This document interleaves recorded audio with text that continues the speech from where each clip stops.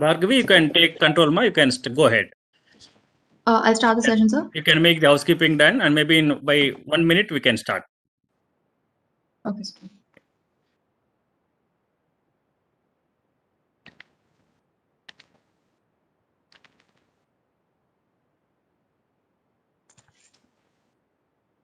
So Ganesh sir, just a quick check. I probably will speak till 11:20. No issue, sir. No issue. No issue. And then take questions for about 10 minutes. No issue, sir. No problem. We can go ahead. If it finishes before that, I'm glad. I'll be more than happy to take questions. Yeah, sure, sir. Sure. We can.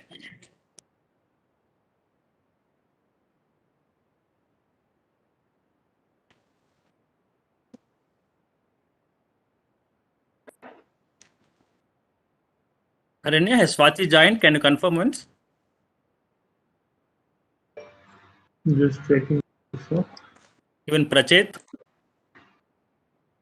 Prachet, I just sent a message. Swathi. Yeah, Prachet is, I think. Prachet is here. Yeah. Hey, hello, good morning. Good morning. Hi, good morning. It's 6:30 a.m. today, so I hope I'm awake Oh, for this. so sorry. So Swathi and Prachet from abroad then? Yes, sir. Yeah. Swathi is not yet here. Let me check with her. Sure. Yeah, we can start, Aranya. Yeah, Diksha, Bhargavi, you guys can start. Okay. So do we start the recording? Yes. Yes. Okay. All right, then I'll start off. Yes.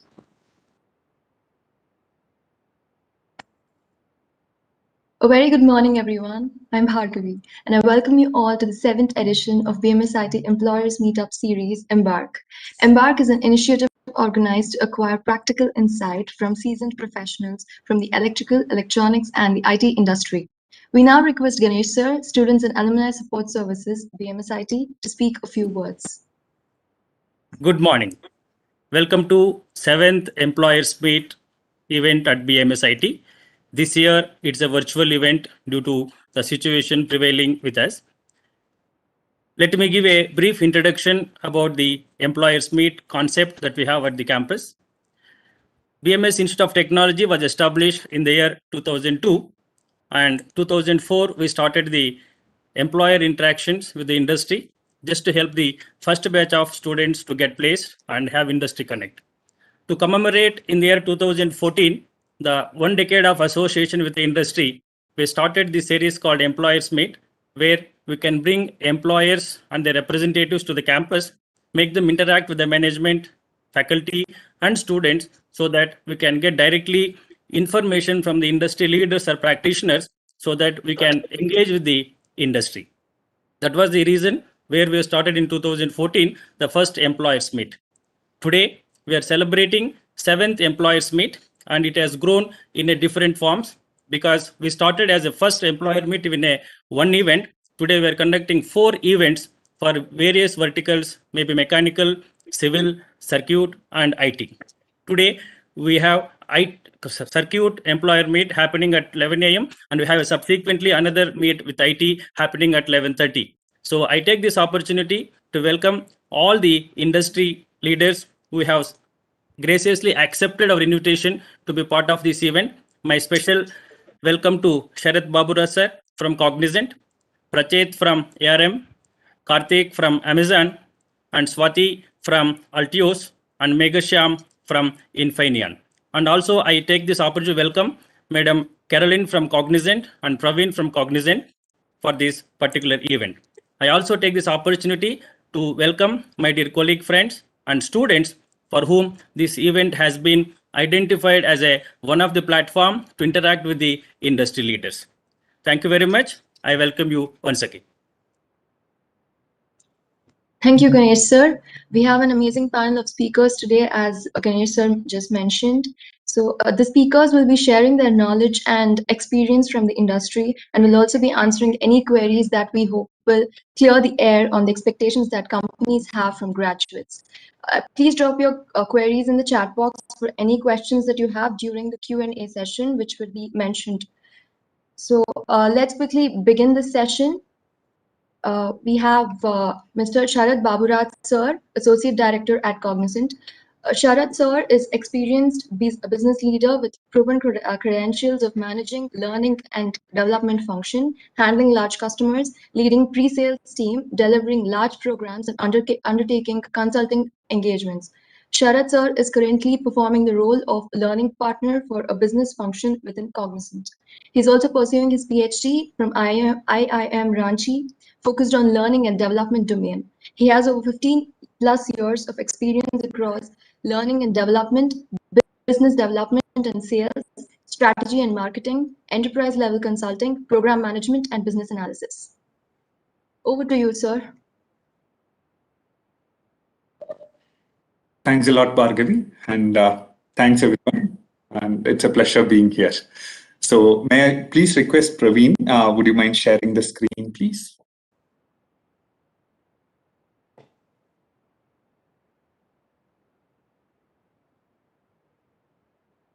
All right. So yes, Bhargavi did introduce. So quickly about me, I completed my engineering in 2002 from NIT Surat. And I'm a mechanical engineer by profession, and by being a mechanical engineer, I wanted to do something very particular to mechanical engineering, and that's how I started my first job. And after which I went on to do my MBA, and I joined Cognizant after my MBA. So it's been about 14 years, and I've played varied roles across various groups and practices in Cognizant.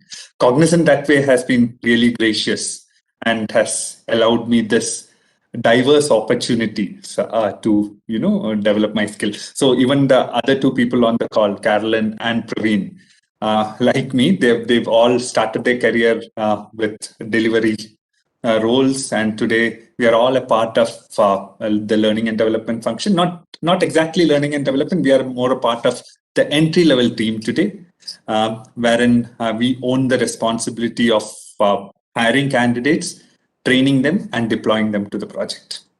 All right. So a lot has changed from the time I joined Cognizant to what it is now, and how we are going to look at the whole freshers, hiring from a freshers perspective. I'll try to touch upon a few of those in my session. All right. Let me, so do all of you have your mobile phones, please? I mean, that's a weird question, right? When I start a session, but I really honestly want all of you to have your mobile phones with you because Praveen has a few questions to ask. Yeah. Praveen, can you please start with Kahoot? So I would request you all to please go to kahoot.it, and there'll be a. All right. So Kahoot, Praveen, is the volume not? It's not audible. Usually there's a volume thing, but then. I think I need to give the system volume also to the presentation. 1 second. Yeah, but that's Let me fine. try So please log into kahoot.it.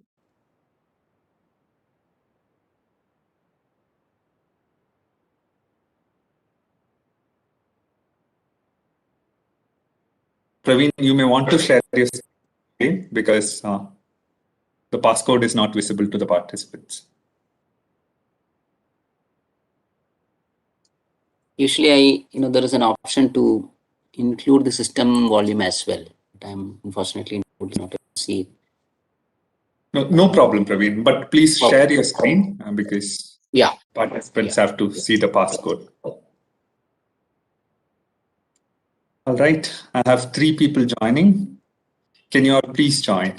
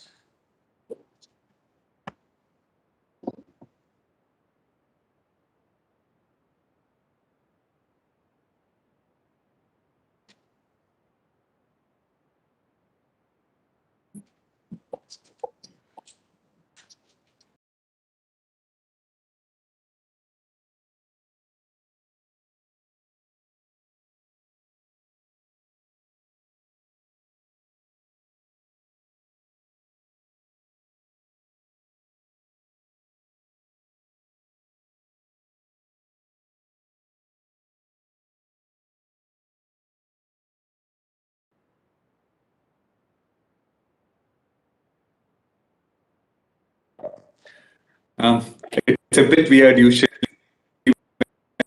when a session is going on, people are asked to keep their mobiles aside. But that's our culture and Cognizant. I mean, we believe in freedom. We believe in giving people opportunities and to excel in the way they want to be. So, and the new era is all about technology and being integrated with it. All right. So probably give another 1 minute and get started.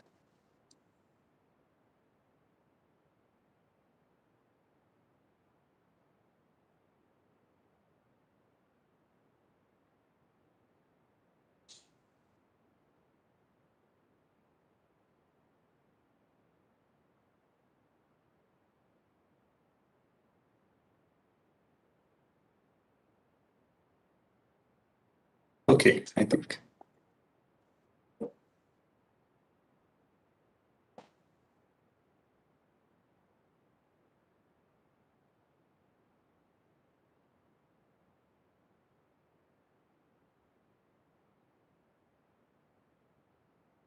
All right, Praveen, let's start.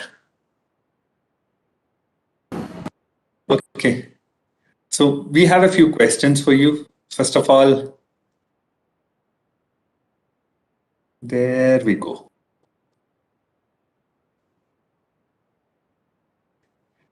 What we'd like you to answer is, please let us know a few of, or at least one of the largest companies, US-based companies today. I mean, they are the biggest in the globe as well. So in any company that you,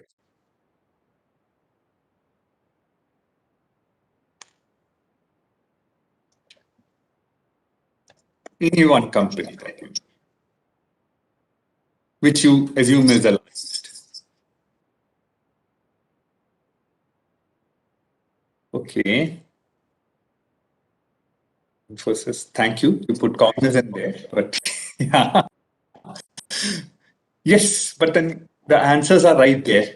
Google, Apple, Microsoft, Amazon, and Facebook. Yeah, they definitely are the 5 largest companies today in the world.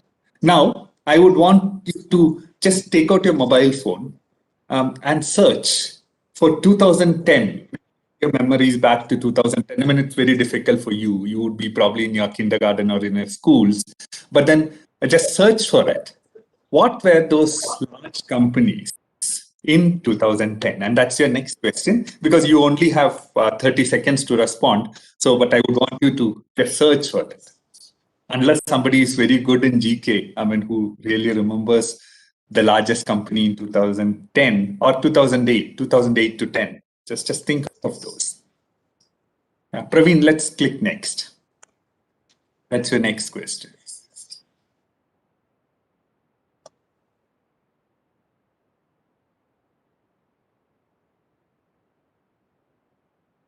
And I have one more question for you. If you look at the Cognizant banner, you see it colorful. After this quiz, you have to tell me what that denotes.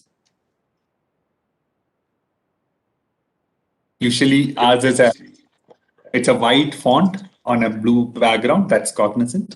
But okay. Somebody is a big fan of, okay. Walmart. Let's see. Okay, so Praveen, can you please mind going to the slides now? Anybody, by the time Praveen is switching over to the slides, can you just tell me what's behind the colorful Cognizant logo? Yeah, Pride Month. Wonderful. Thank you. Don't tell me you are from the corporate. Are you?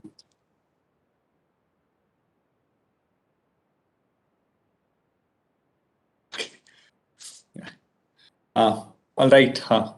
Next slide, Praveen. So you are absolutely right. I mean, we had these 5 names, though Facebook was a bit hidden somewhere.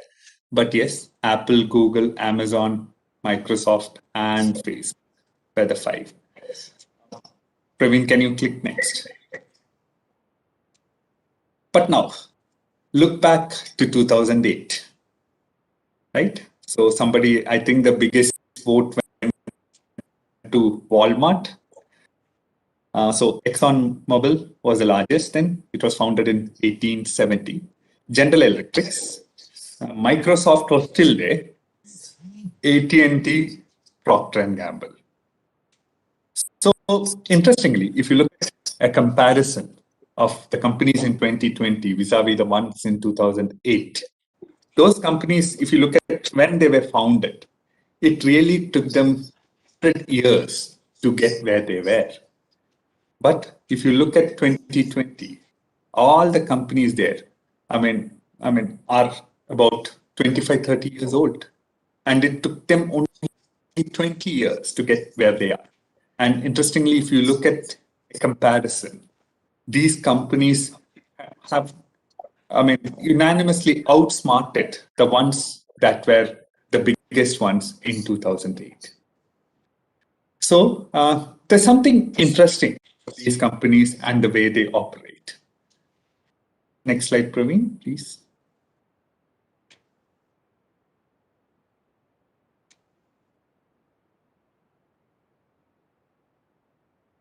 Praveen, would you mind going to the next slide? Okay. And something more interesting about most of these companies is they don't own anything. So, for example, Uber, the world's largest taxi company, you all would have driven in an Uber or an Ola. They don't own fleet of cars. Right? Facebook, they don't create any contents on their own. Yeah? Alibaba, a big retailer. I mean, even your Flipkart or your Amazon in India, they have no inventories.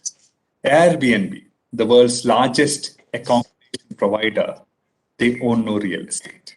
Then what are these companies about? And why are they where they are?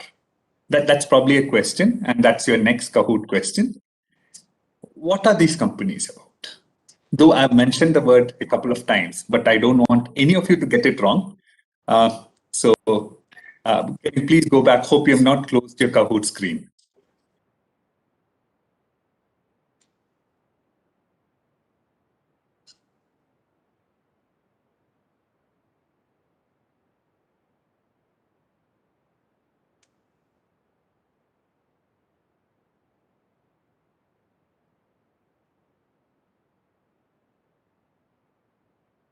You're able to see my screen. Yes, Praveen, we can go next. So what unites all these companies?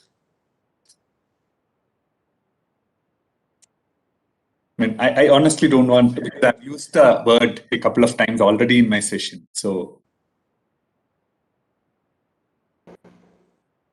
we have jumbled it for you.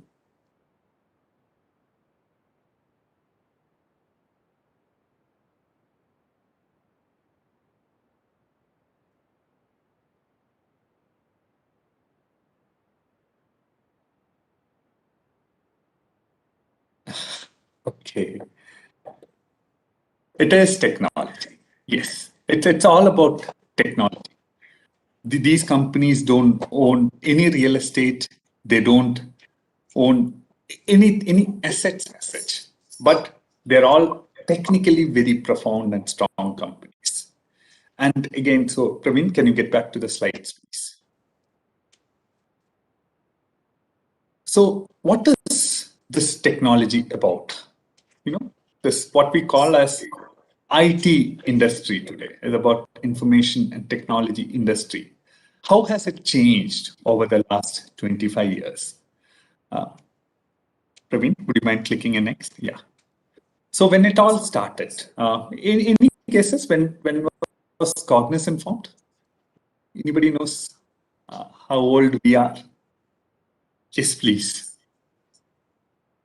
Oh, does it count? Because I work at Cognizant. So should I answer or not? You work for Cognizant, do you? Yes. So I'll skip. Probably somebody from the audience, some students can give me the answer. Any guesses? They're all muted. Probably they can chat, I believe. We are almost 26 years now. All right. So when we all started in about 94, we had 4 technologies, right? We used to skill people on those 4 technologies. Praveen, can you click next, please?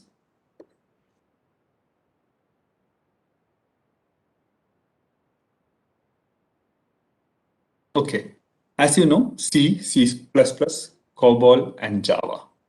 And today, we have 1,000 plus that we train people on. All right. And so look at the complexity. And again, while the number of technologies have grown and increased tremendously, multifold, the expectation from our business partners are very different. They really want people who can be, ready for business right from the day one. When we all started, for example, as I said, I did my engineering in 2002.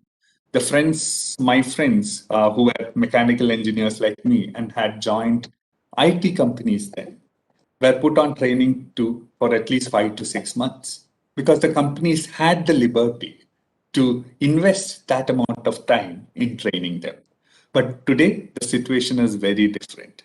Companies like ours, and not just us, I mean, you name any of our peers, I mean, I hate to use the word competition, but any of our peers in the market, they all want people who are ready to do their projects. And that's the paradigm change that is going on today in the industry.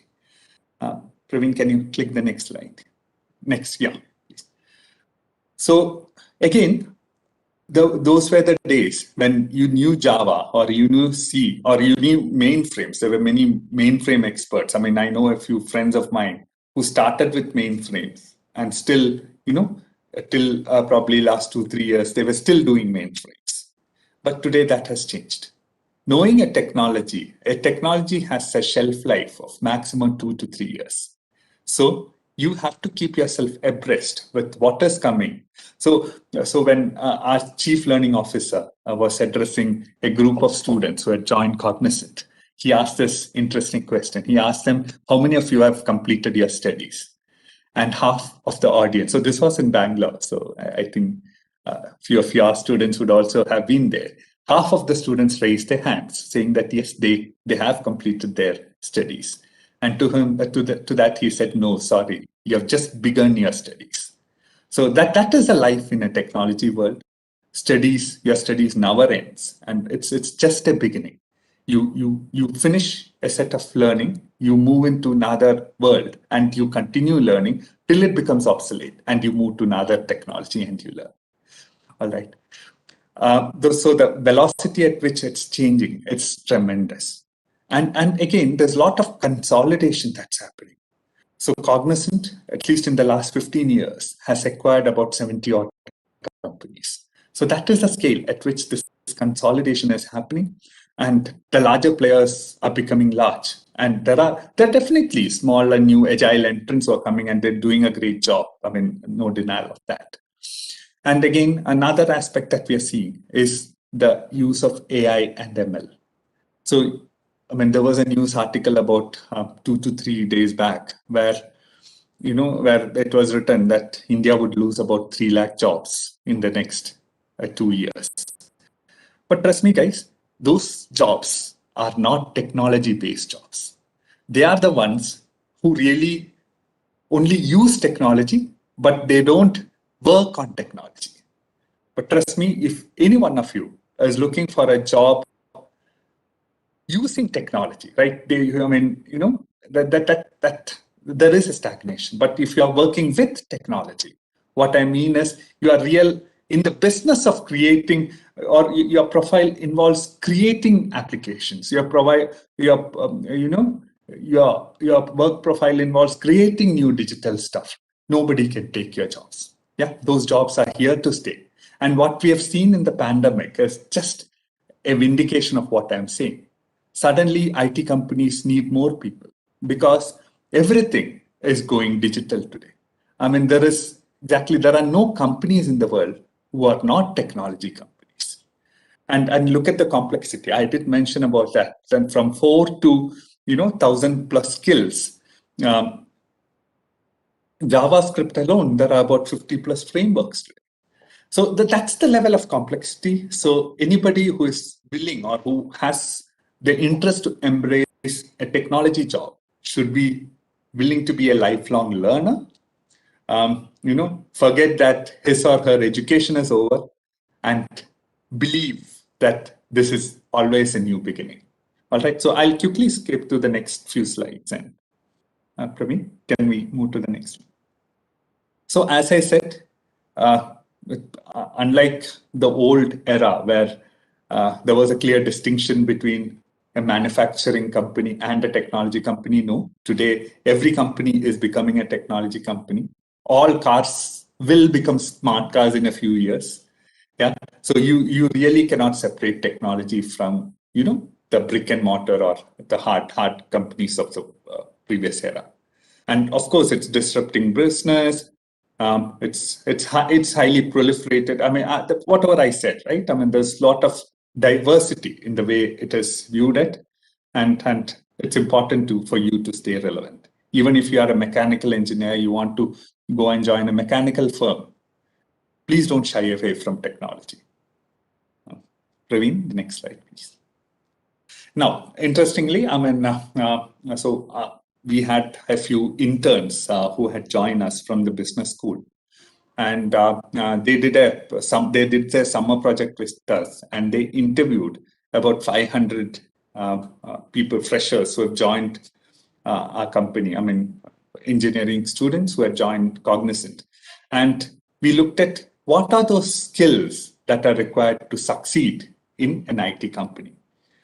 So diverse group, I mean, there were people across various practices and business units. So the most important is self-direction. So it sometimes, people used to say it's too much to expect from a 21-year-old or a 22-year-old when they join their first job. But trust me, guys, those are gone eras. So here we would, I mean, unless there is some bit of self-direction, some bit of inherent motivation to do something, to know where you're going and what your goal in life is. I mean, it really becomes difficult to survive. And I'm sure it's not just about a company like Cognizant, it's about many other companies in the industry today.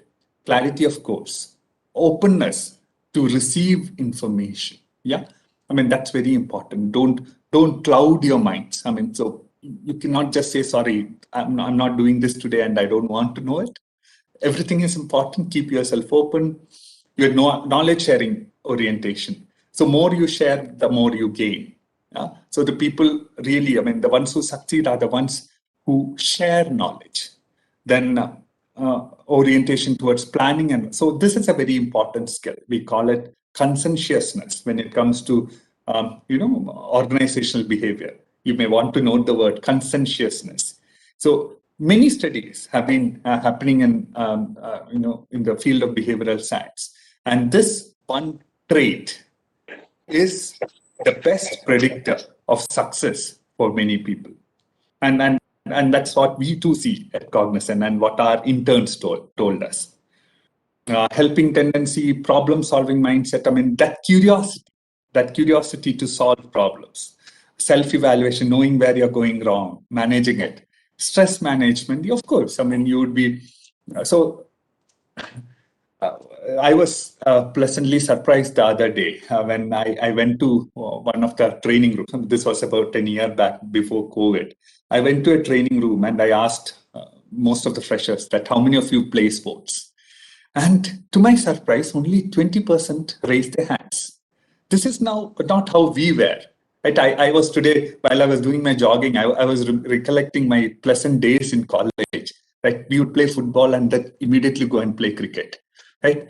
I mean, and come back and we used to. I mean, we were not bad students. I mean, I told you. I mean, I studied from an NIT myself, so it was all a bunch of good students, and they are all doing well today.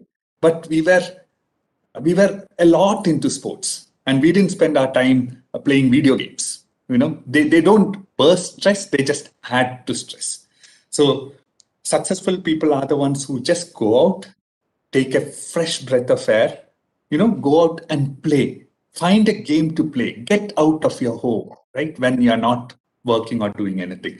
And I'm struggling with my 11-year-old son. So I can imagine how this new generation is coping up. But my request is please get out and get a fresh breath of air. Engage yourself in some games, some sports. And those people we see are succeeding.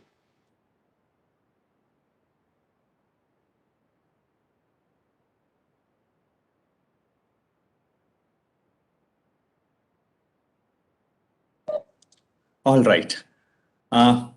So, Praveen, the next slide, please. Sorry, there was a slight blessing in my network.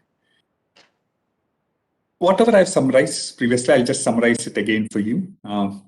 You should be willing to self-learn new technologies. You should go benchmark your skills, be a part of open source communities. You should take part in coding events, recognize certifications, and build a peer learning network. These are all very important for you to build a successful IT career. But the last part I said, I would like to emphasize again, keep yourself healthy so that you can have a career, right? And you don't end up working, and killing yourself. So build a career, focus on everything that's around you, a lot of immense learning opportunities if you come to the technology world, and the world is for you to explore. In the interest of time, I'll stop my presentation here. But Ganesh sir, I can take any questions if they come my way. Yes. I have a few more slides, but then I would stop here. Right? Enough. No issue, sir. If you can go ahead, you can take 4 minutes. Not a problem. No, I'm fine, sir. I'm fine. That's okay. I think I've covered what I have to. Sure. It was a well thought information. So I think this is what needed. The previous slide was actually something required for the students. Yeah. Over to our moderator, Diksha will take the questions. Thank you. Thank you so much, Ganesh sir. Okay, Sharath, so that's one more. People who did well in the quiz round, right? So let us see who was who. Okay. Mansa, a big round of applause for you. You had got the most answers right. Jagan and Sanket, congratulations to you too. Sorry, that just came up. Thank you. All right. Please go ahead. Hello, sir. Thank you so much for that presentation. It was very insightful. So I have a question for you. As a recruiter, which programming language is given most priority or credibility in the market lately? I think I'm muted. Okay. Can you hear me? Am I audible to you? Yes, sir. Okay. Yeah. So we there's room for every technology. If you're passionate about any particular technology, there is still room for it. Okay, but then in terms of the percentages, it's Java, then .NET, then data streams. So this is how we have seen. So you would all be aware of the digital nurture program that Cognizant has launched, if you're aware. So again, our focus has been completely on these 3 streams, Java, .NET, and the data streams. But then these are foundational elements, right? So this would let you evolve your career in many other. For example, if you want to pursue your career in platform Salesforce.com, right? Java is a prerequisite. If you want to build your career in, you want to be a front-end developer, Angular or React.js, right? Those kind of skills. You still need to know Java or .NET. If you want to build a career in SharePoint, you have to know .NET. So to answer your question, definitely the fundamental skills are Java and .NET, which everybody has to be good at. And then, as I was mentioning, you get to evolve. That's what companies like us do. We give you enough and more opportunities to explore new skills and excel in those.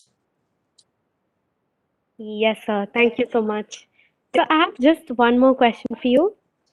So Yeah. we are generally told that our CV should have a lot of projects and good projects.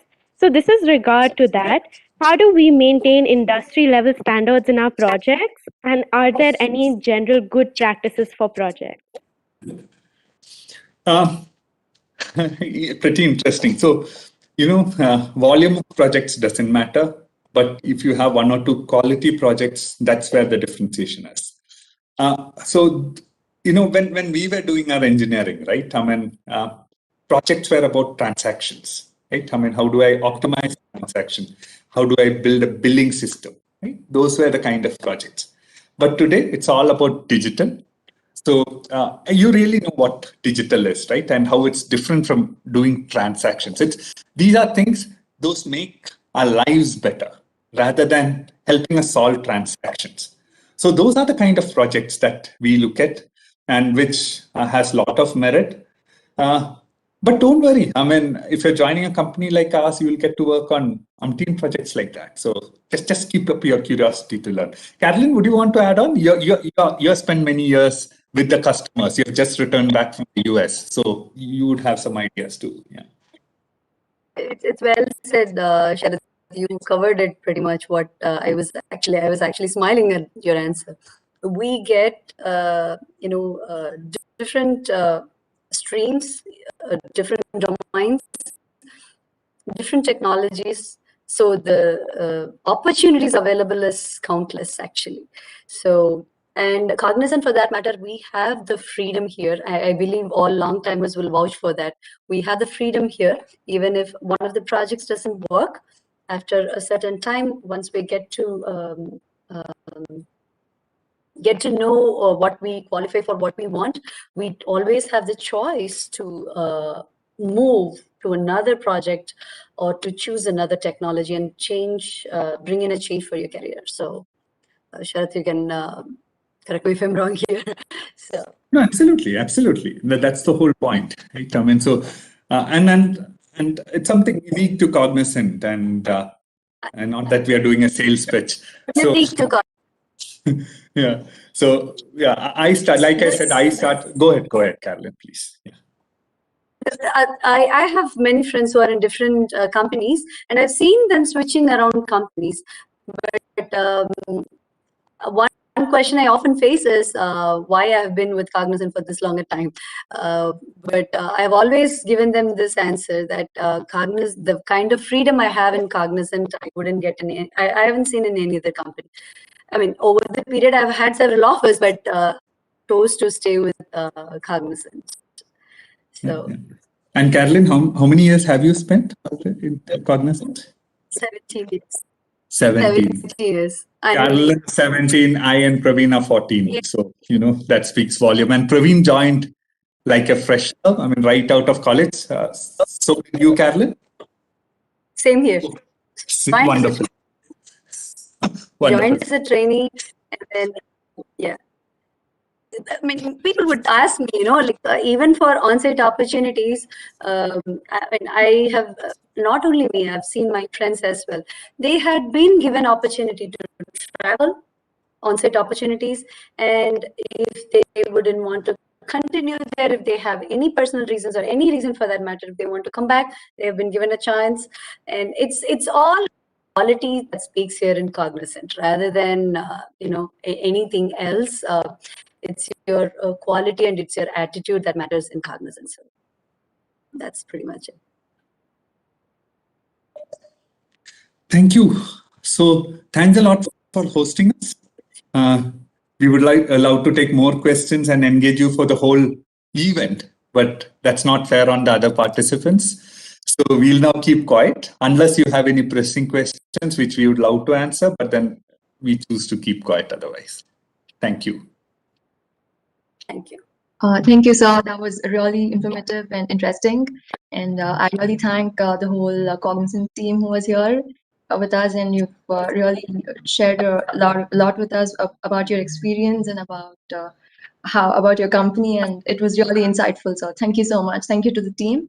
So now we move on to the next speaker, Mr. Prachet Verma, Senior CPU Design Engineer at ARM. So Mr. Prachet graduated from BMSIT in 2013 with a degree in electrical and electronics engineering. In 2015, he earned his master's in electronics design and technology from the Indian Institute of Science. He worked as a design engineer at Intel Corporation's Bangalore Design Center for 5 years and is now working as a senior CPU design engineer at ARM's headquarters in Cambridge, UK. So Mr. Prachet will be speaking on the semiconductor industry and what the future holds. So over to you, sir. Hi, thanks, Bhargavi. Hello, good morning, everyone. Let me just bring up my screen to get started.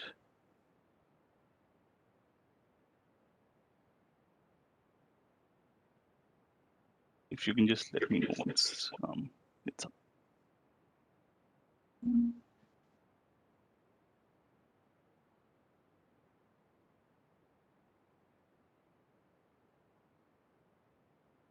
Are you able to see my screen? Yes, sir. All right.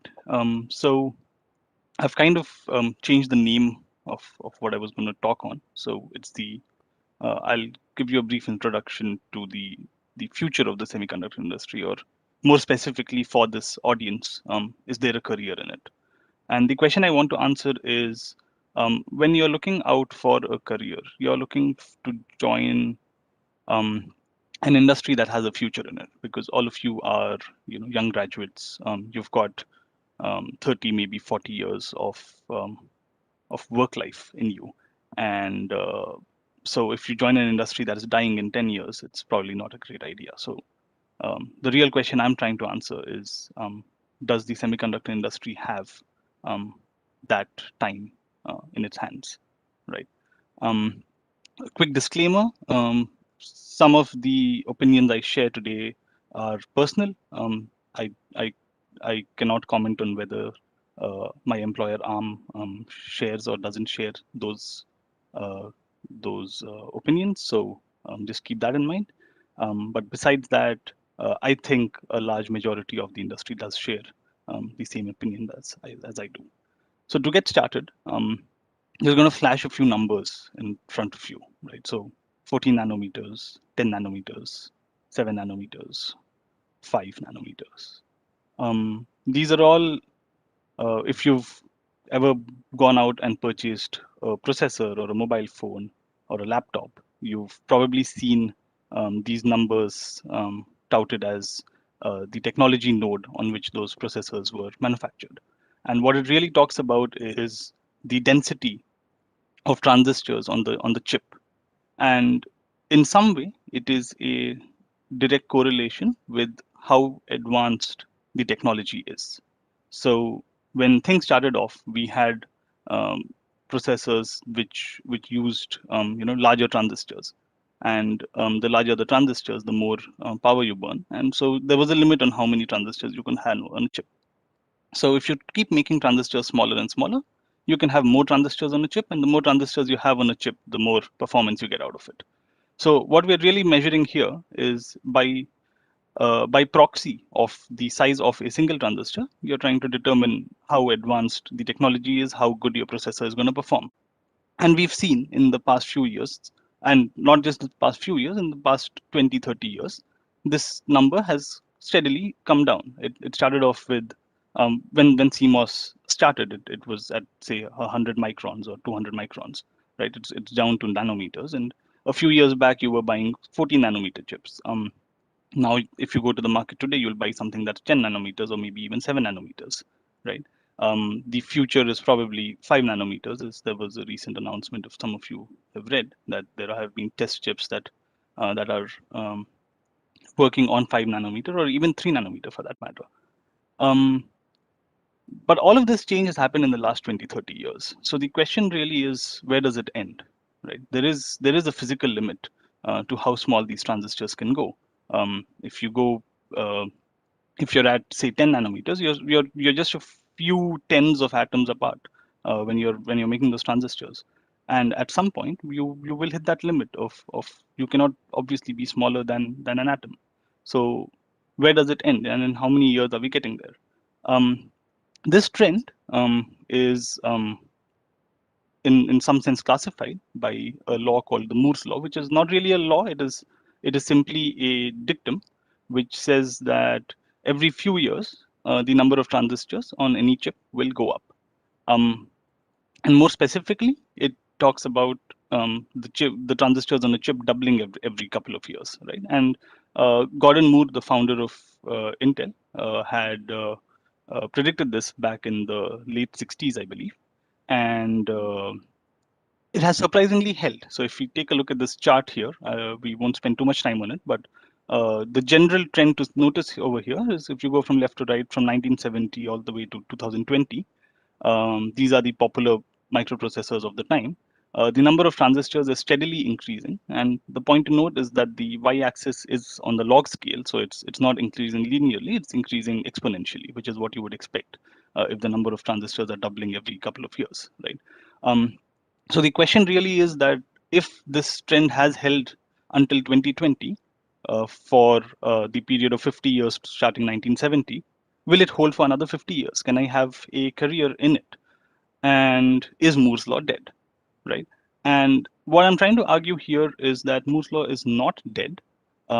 It may have to look towards other technologies. It may have to find another way, but it's definitely not dead in the sense that we will not require compute anymore, right? We're living in a world where you require compute more and more every single day. And if you think back on what Sharath said in his talk, technology is the number one driving force in the world today. Moving from 10 years back to now, every single top company in the world is a technology company. So there's absolutely nothing to say that technology is coming to an end, and technology is driven by compute. So there's nothing to say that compute is coming to an end, and if anything, it's going to grow. How it grows and in which direction it grows is a different discussion, but it's definitely not here to end. And here are a few quotes which I always find interesting, because they talk about how predicting the future of technology is always a slippery slope. So back in 1949, a magazine called Popular Mechanics had said that the computers of that time had 18,000 vacuum tubes, and the computers of the future, they predicted, may have only 1,000 vacuum tubes, right? We know that the computers of today have billions of transistors. So it's been 70 years since this quote. It's definitely not aged well, but the point is that it's hard to predict the future, right?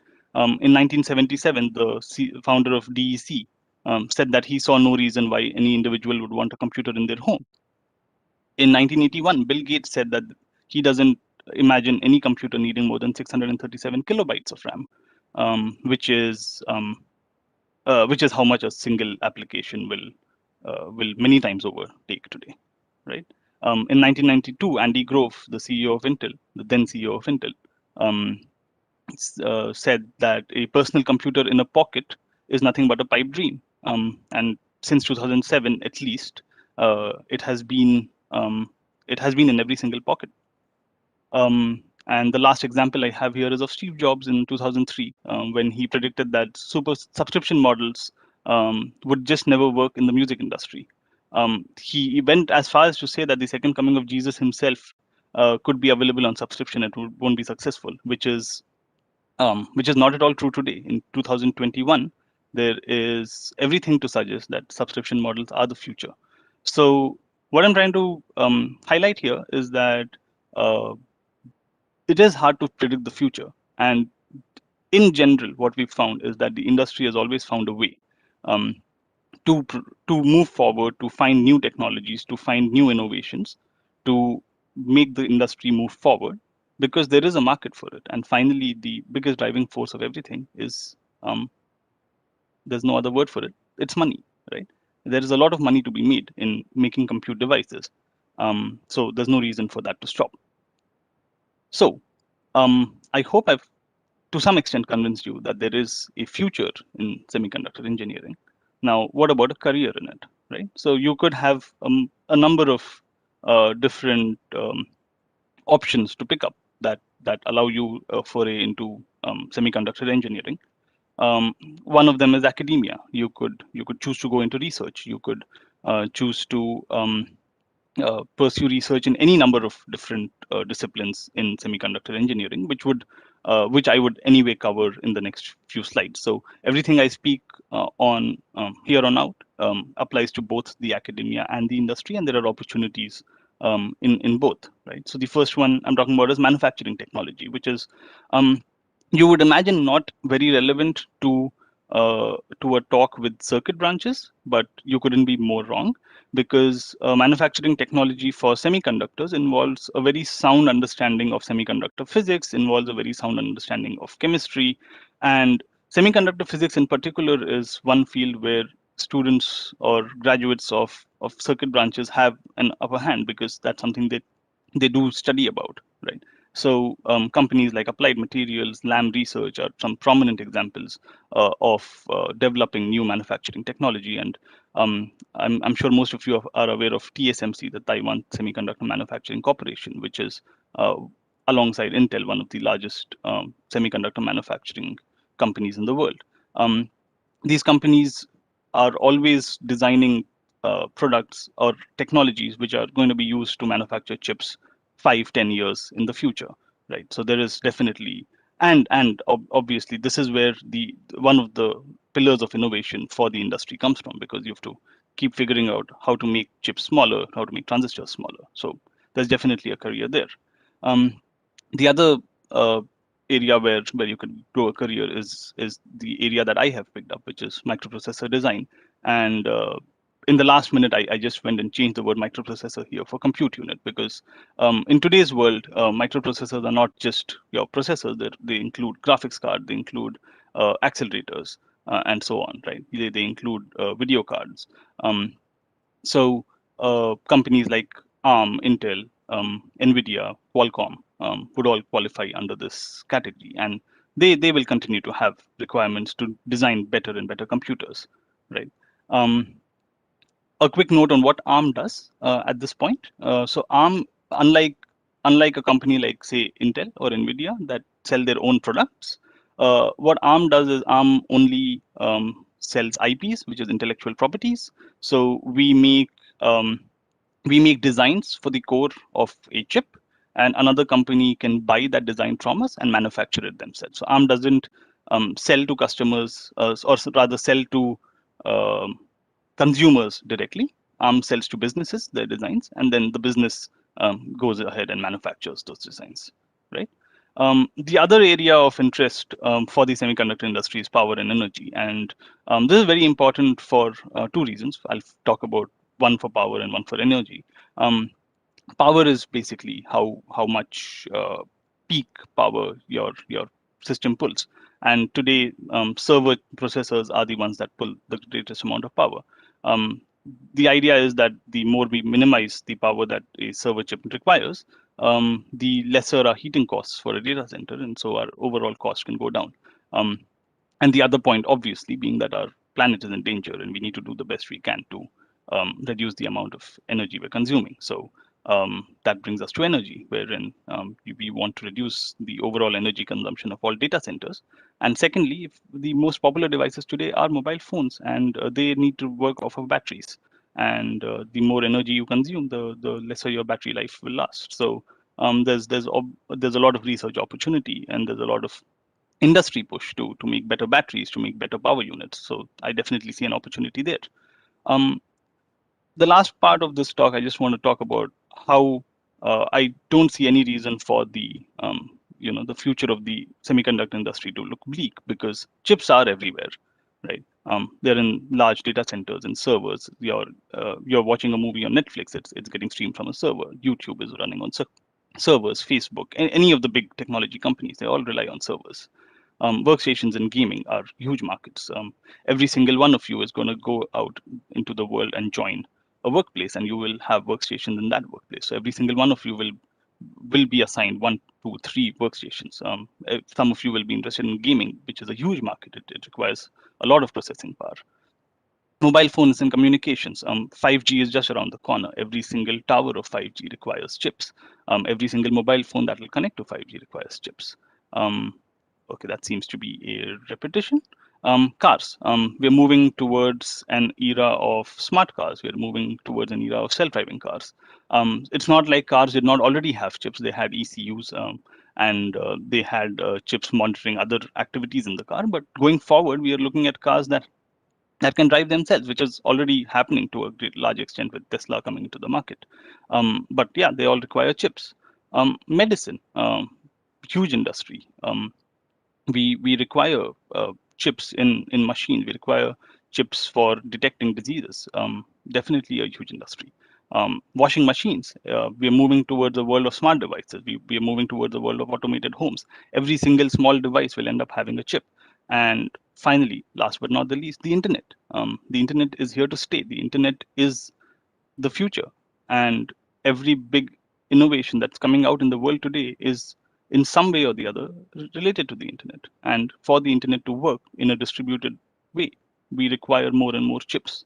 So the case that I'm trying to make here is that there is a future in the semiconductor industry. It is super exciting, and I think it's a great industry to work in because the applications are just tremendous. Is there a risk? Is there anything that can stop the growth of the semiconductor industry? In my opinion, there isn't. You will be reading a lot of things about how quantum computing is going to change the way we make chips, and it is true.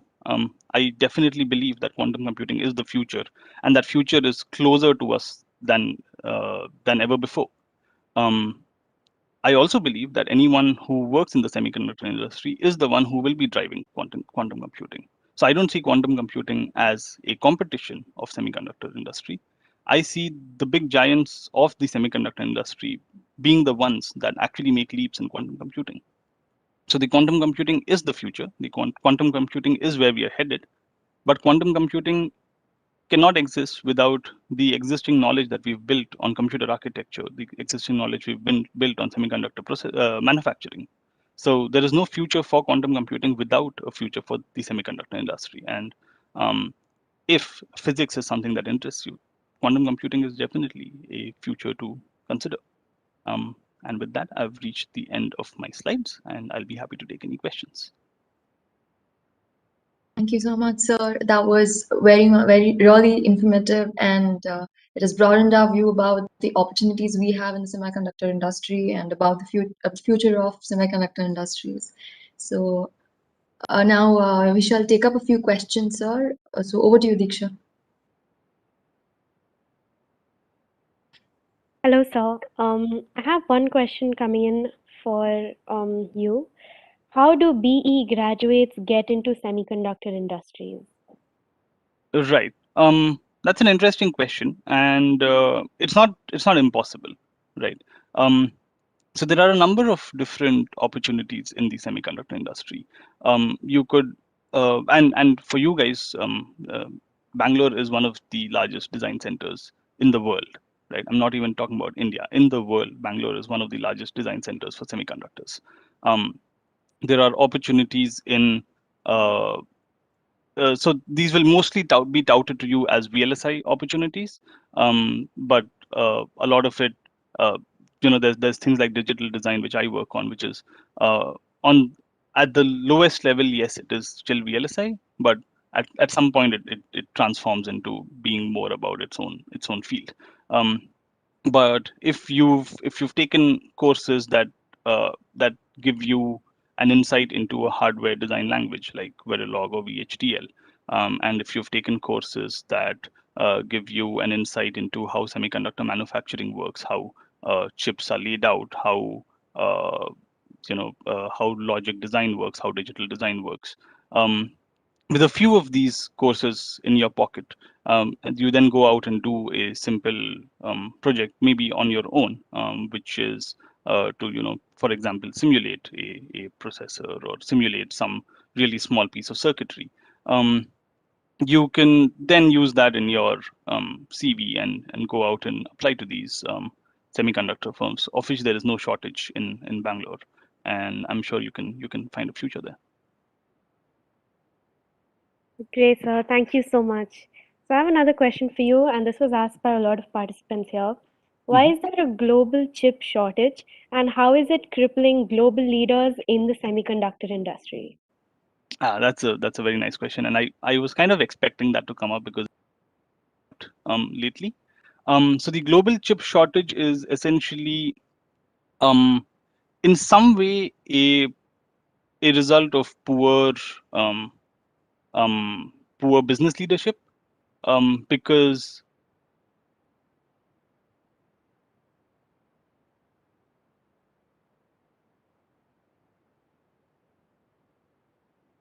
of the pandemic, some companies, their outlook to the future was poor, and what they did was they reduced their orders on a lot of chips. This particularly happened in the automotive industry, wherein the orders for future chips was reduced by automotive companies, thinking that the demand is going to go down. And what they didn't see forthcoming was that the demand would pick up at a pace much faster than what it was pre-pandemic, and as a result, all those slots that, so for example, if BMW wanted to buy a particular chip, and I'm just taking examples because they're off the top of my head, don't hold me to them. If BMW wanted to buy a certain number of chips, and they were getting them from, say, TSMC, but they did not place an order. TSMC went ahead and gave that slot of manufacturing to another company in let's say the washing machine space, or some other space, right? And so now when BMW goes back to them and says that, hey, I actually need an order of so many million chips, TSMC doesn't have a slot to give them. So automotive industry in particular is facing that shortage. But in general, yes, there is a shortage, but it's got to do, in my opinion, with a artificial slowing down of demand in the pandemic period, which no one expected to pick up as quickly as it did post-pandemic, which is a strange term to use. I shouldn't be saying post-pandemic yet. But yeah, I believe that's the reason that this has happened, but it should self-correct in maybe a couple of years or by 2024. Yes, sir. Thank you so much. Okay, so now I have another question that a lot of us are asking here.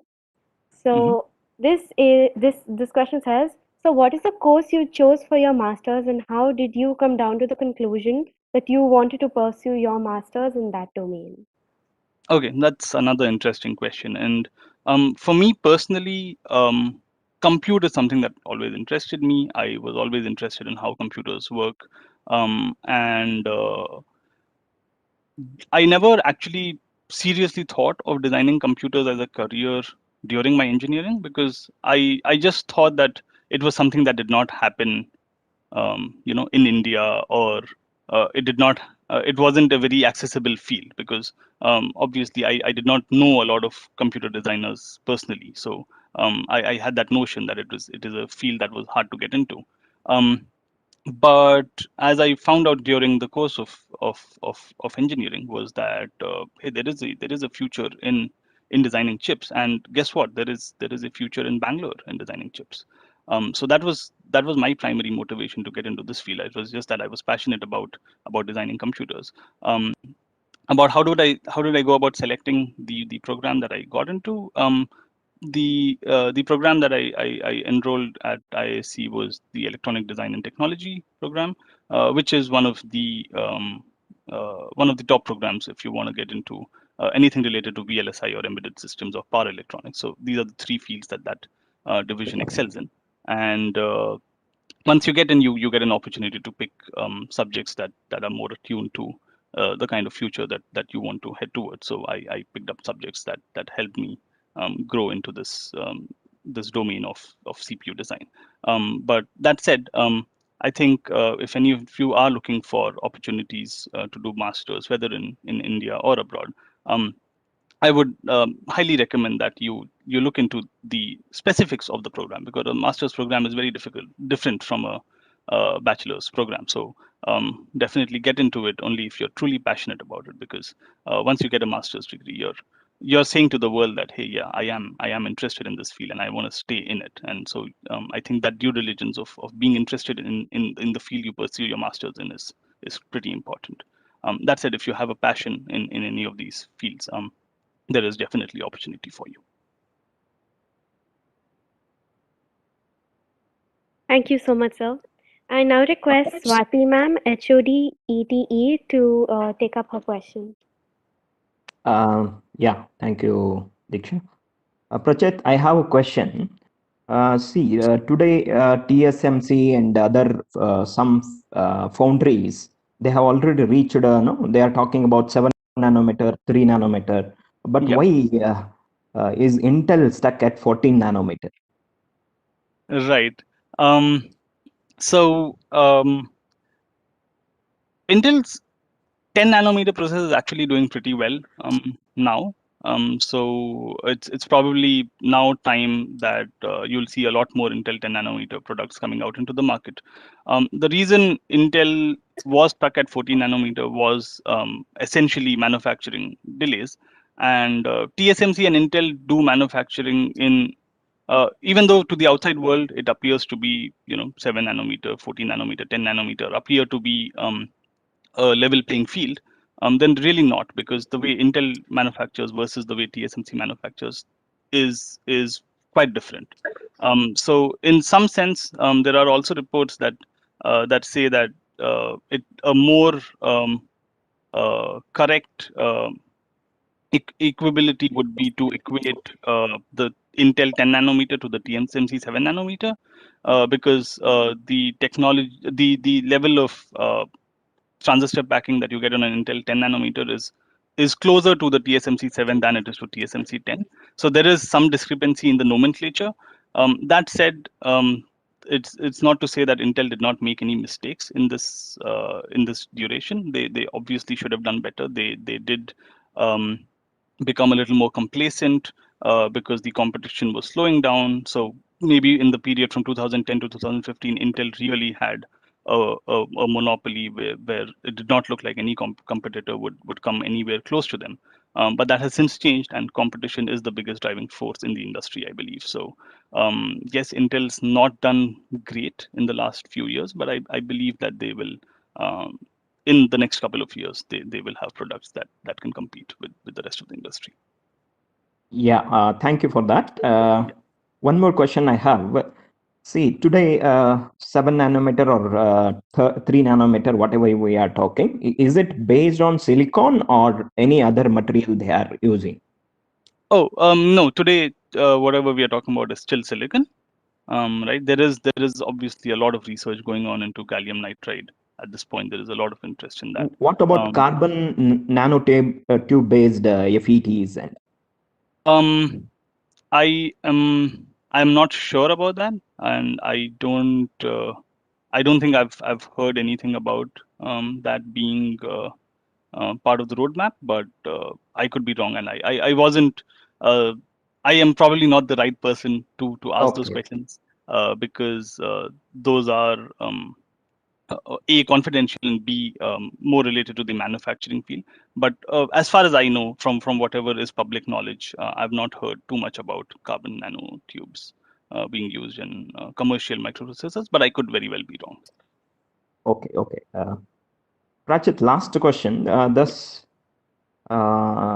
transistor today, what we are using on the chip, is it a FinFET structure only we are using, or? Yes, it is a FinFET in most products because essentially what we are doing is in addition to having transistors on the 2 dimensions, we're trying to go into the 3rd dimension, right? So we're doing transistor stacking, we're doing multiple layers of transistors, and essentially multiple layers of FinFETs. Okay, thank you.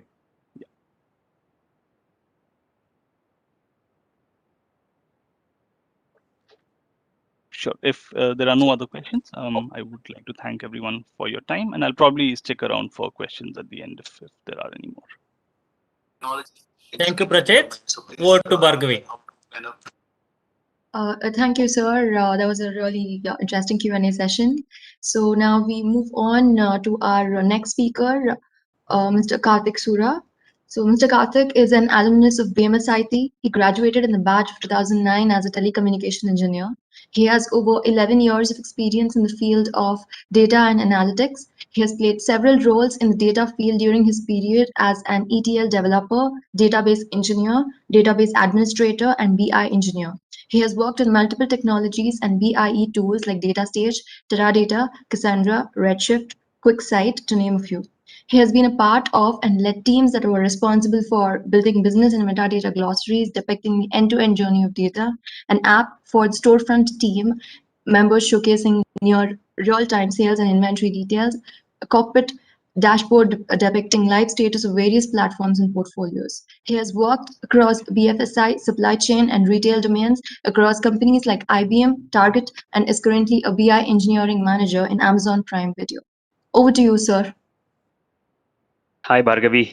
Good afternoon, everyone. Thank you for that introduction, Bhargavi. I'll probably apologize for not being able to set up the background like you guys asked, having some difficulties on my browser. So thank you for inviting me to this event. Thanks to BMSIT and the Students and Alumni Association. It's always a pleasure to be associated with the college that I passed out of in form of an alumni through such events. Again, thank you for that introduction, Bhargavi. As she already called out, I have all my experience working in and around the data field. So I was fortunate to have started my career as a data specialist in IBM, and I have been able to continue exploring this field since then. And it's been a great journey so far. I do not have a fancy presentation or anything of that sort. I usually prefer an open-ended conversation, so I'll try to stick to that format. And I'll try to talk about data sciences today. It is not as interesting as probably what the previous guest, Mr. Prachet, touched upon, which is of the domain that you people are graduating out of now. Again, when industries and engineers like him are responsible for building the actual hardware required for devices that we so closely use today, what I'm talking about, data science today, kind of helps people take some data-driven decisions in order to move ahead businesses and see what is the most important feature for a particular user or for organizations to drive their business ahead. So my talk today is going to revolve around data and data sciences. Data sciences, like you people have already heard, is a very fancy and a trending role or a designation, if I may call it, at this point of time. You may have heard a lot of things like data is the new oil. Organizations are moving towards data-driven decisions. Data is everything and all of those things. All of that is true.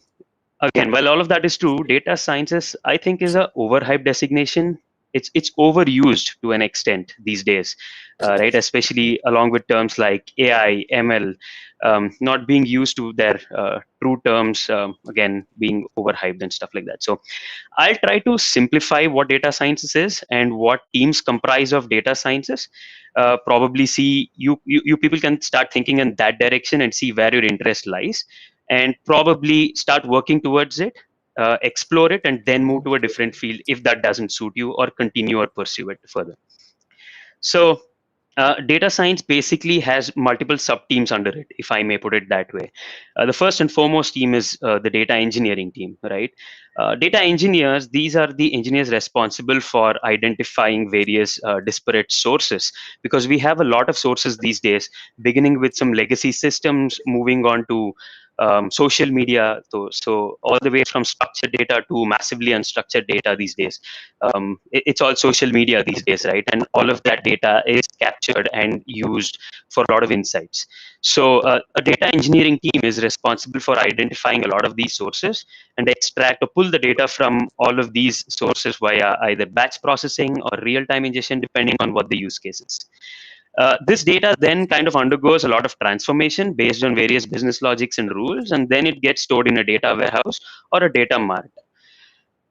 Now the way data is stored, right, it's evolved or changed over a period of time. While we were sticking to the data warehousing concepts earlier, over the recent past, we moved to more of data lake kind of a situation where a lot of unstructured data is stored in its more raw format, unlike the data warehouse and data mart, where it was structured data stored in particular subject domain or subject domain data marts and stuff like that.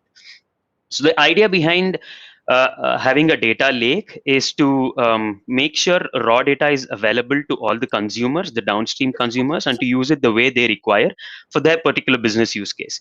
It could be for the BI engineers or AI or ML engineers, which I'm going to touch upon just in a bit.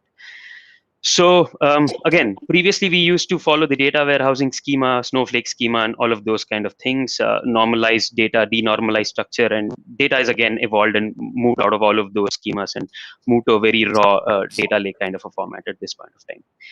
I'll probably touch upon the tools that were used and are currently used so that you people can understand where you can concentrate picking up stuff on. I began working on ETL, and that is where I started using tools like DataStage, and then there are other tools like Informatica and Pentaho, right? These are the ETL tools. More recently, you have Scala, Spark, and Python, where people use these frameworks to process and apply business transformations and logics into the data that is available in data lakes. Right.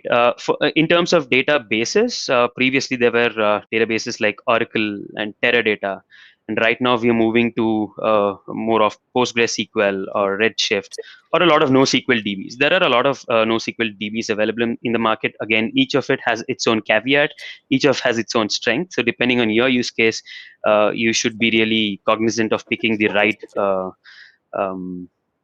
database that fits your use case, right? I'll also have to touch upon big data at this point of time. There's a lot of talk about big data, Hadoop, or even cloud infrastructure, which supports big data storage, AWS, GCP, Azure. So again, while the concepts remains similar in all of these cloud formats, it's about the individual implementation of each of these companies and the way it integrates with different sources and downstream applications of theirs. Then I'll also have to touch upon real-time ingestion over here. Of late, there is a lot of importance given to real-time, given the kind of industry we are in.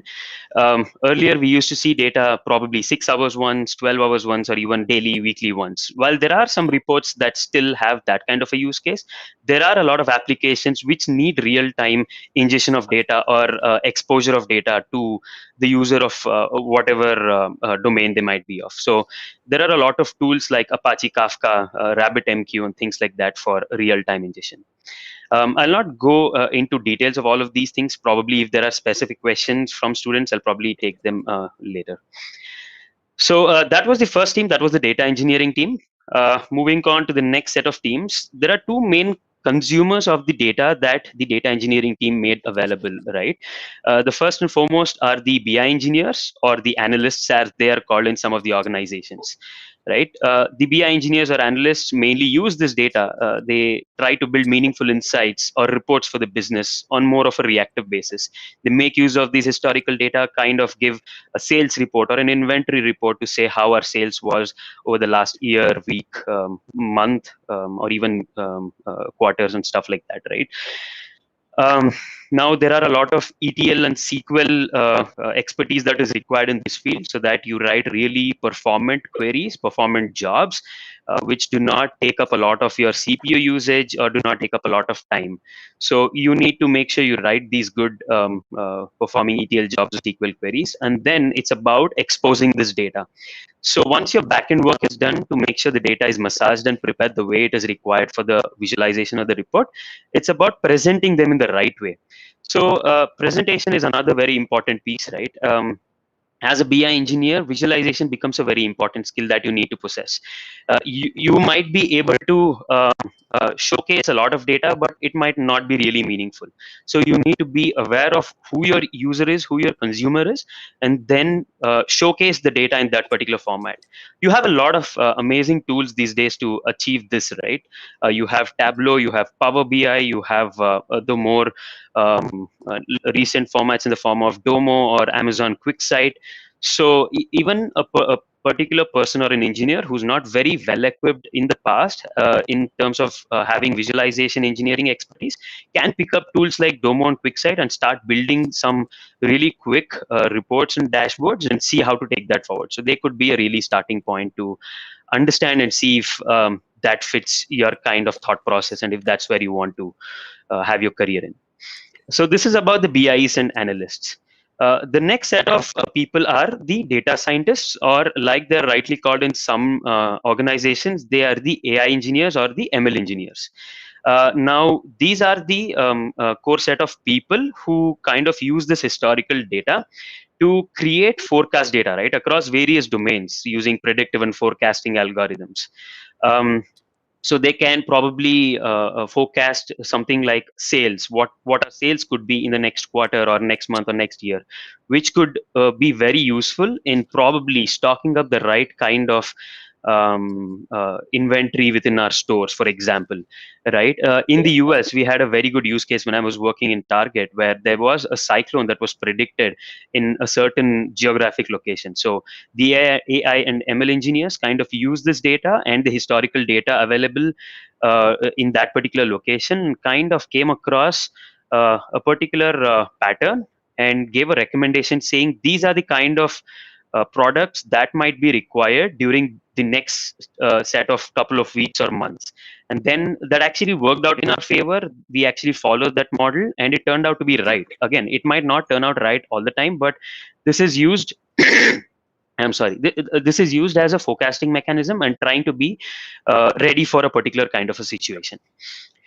Now, these engineers are also responsible to build stuff like chatbots, right? The more fancy things. Again, they use humongous amounts of data for this, historical data, to see what kind of questions are being posed at the chatbot so that the response that is given to the user is appropriate and not out of the context, right? Again, in India, we have a lot of chatbots in a lot of applications, but in the United States, already there are a lot of companies who use this in the form of calls. So when you make a call to a customer service or a customer care center, right, out here, you still have people who pick it up and start answering your questions. Many companies in the US have already started moving the AI ML route. Of course, it's in a very nascent stage at this point of time. There is a scope of improvement in terms of success rate, but then it's already started. It's already here, and people are moving a lot towards it already. And we have seen companies like American Airlines, companies like okay, I can't name that company, sorry. So basically there are a lot of companies who have seen a very good success rate, and they're moving forward and they're kind of improving on that. Now, having covered all of these things, I also want to touch upon some techno-functional roles that are present and you could explore for people who think a complete technical role is not for them. A little bit of business role as well, which fits their particular kind of profile. So you have designations or roles like business analysts or program managers or product owners. I'm sure the next guest would probably touch upon this in more detail. But I just want to call this out and say that these kind of techno-functional roles does not mean you should not have any technical expertise in this. Once you have 3 or 4 years of experience in a proper technical role in the form of a data engineer, or have exposure to any of these tools, you could probably move on or transition into the product owner or a program manager role or a technical program manager kind of a role, to understand what the actual requirement for the business is. And then you translate it and help your tech teams, the BI teams or the data engineering teams, to kind of explain to them what exactly is expected out of the end product and drive that entire end-to-end journey of the whole product. So yeah, that is all I had for today. I would be happy to take any questions. Thank you so much, sir. That was a really insightful talk. So about the questions, over to Diksha. So will you be available after everyone's talk to take up questions? Would that be possible? Sure. Yeah, I'll stick around to take any questions. I even have a couple of recommendations in form of podcasts, which people can probably listen to, some really good ones. So yeah, I'll stick around. Yeah, thank you so much, sir. Thank Over you so to you, much. Bhargavi. Okay, so let's move on to our next speaker now, Ms. Swathi Thyagaraj. So Swathi was born and raised in Bangalore, a place where she learned perseverance and where she graduated from BMSIT in 2006 as its first group of intakes. An opportunity to widen her academic, career, and personal perspective led her to the US, pursuing a degree in finance and then a career in product management. She currently lives in Berlin, Germany, navigating through the German startup scene as a product manager. Over to you, ma'am. Thank you. I hope the audio is okay. Yes, it is.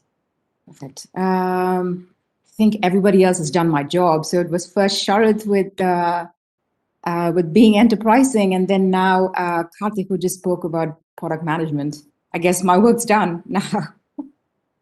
Let me put up a presentation. It's a one-slider.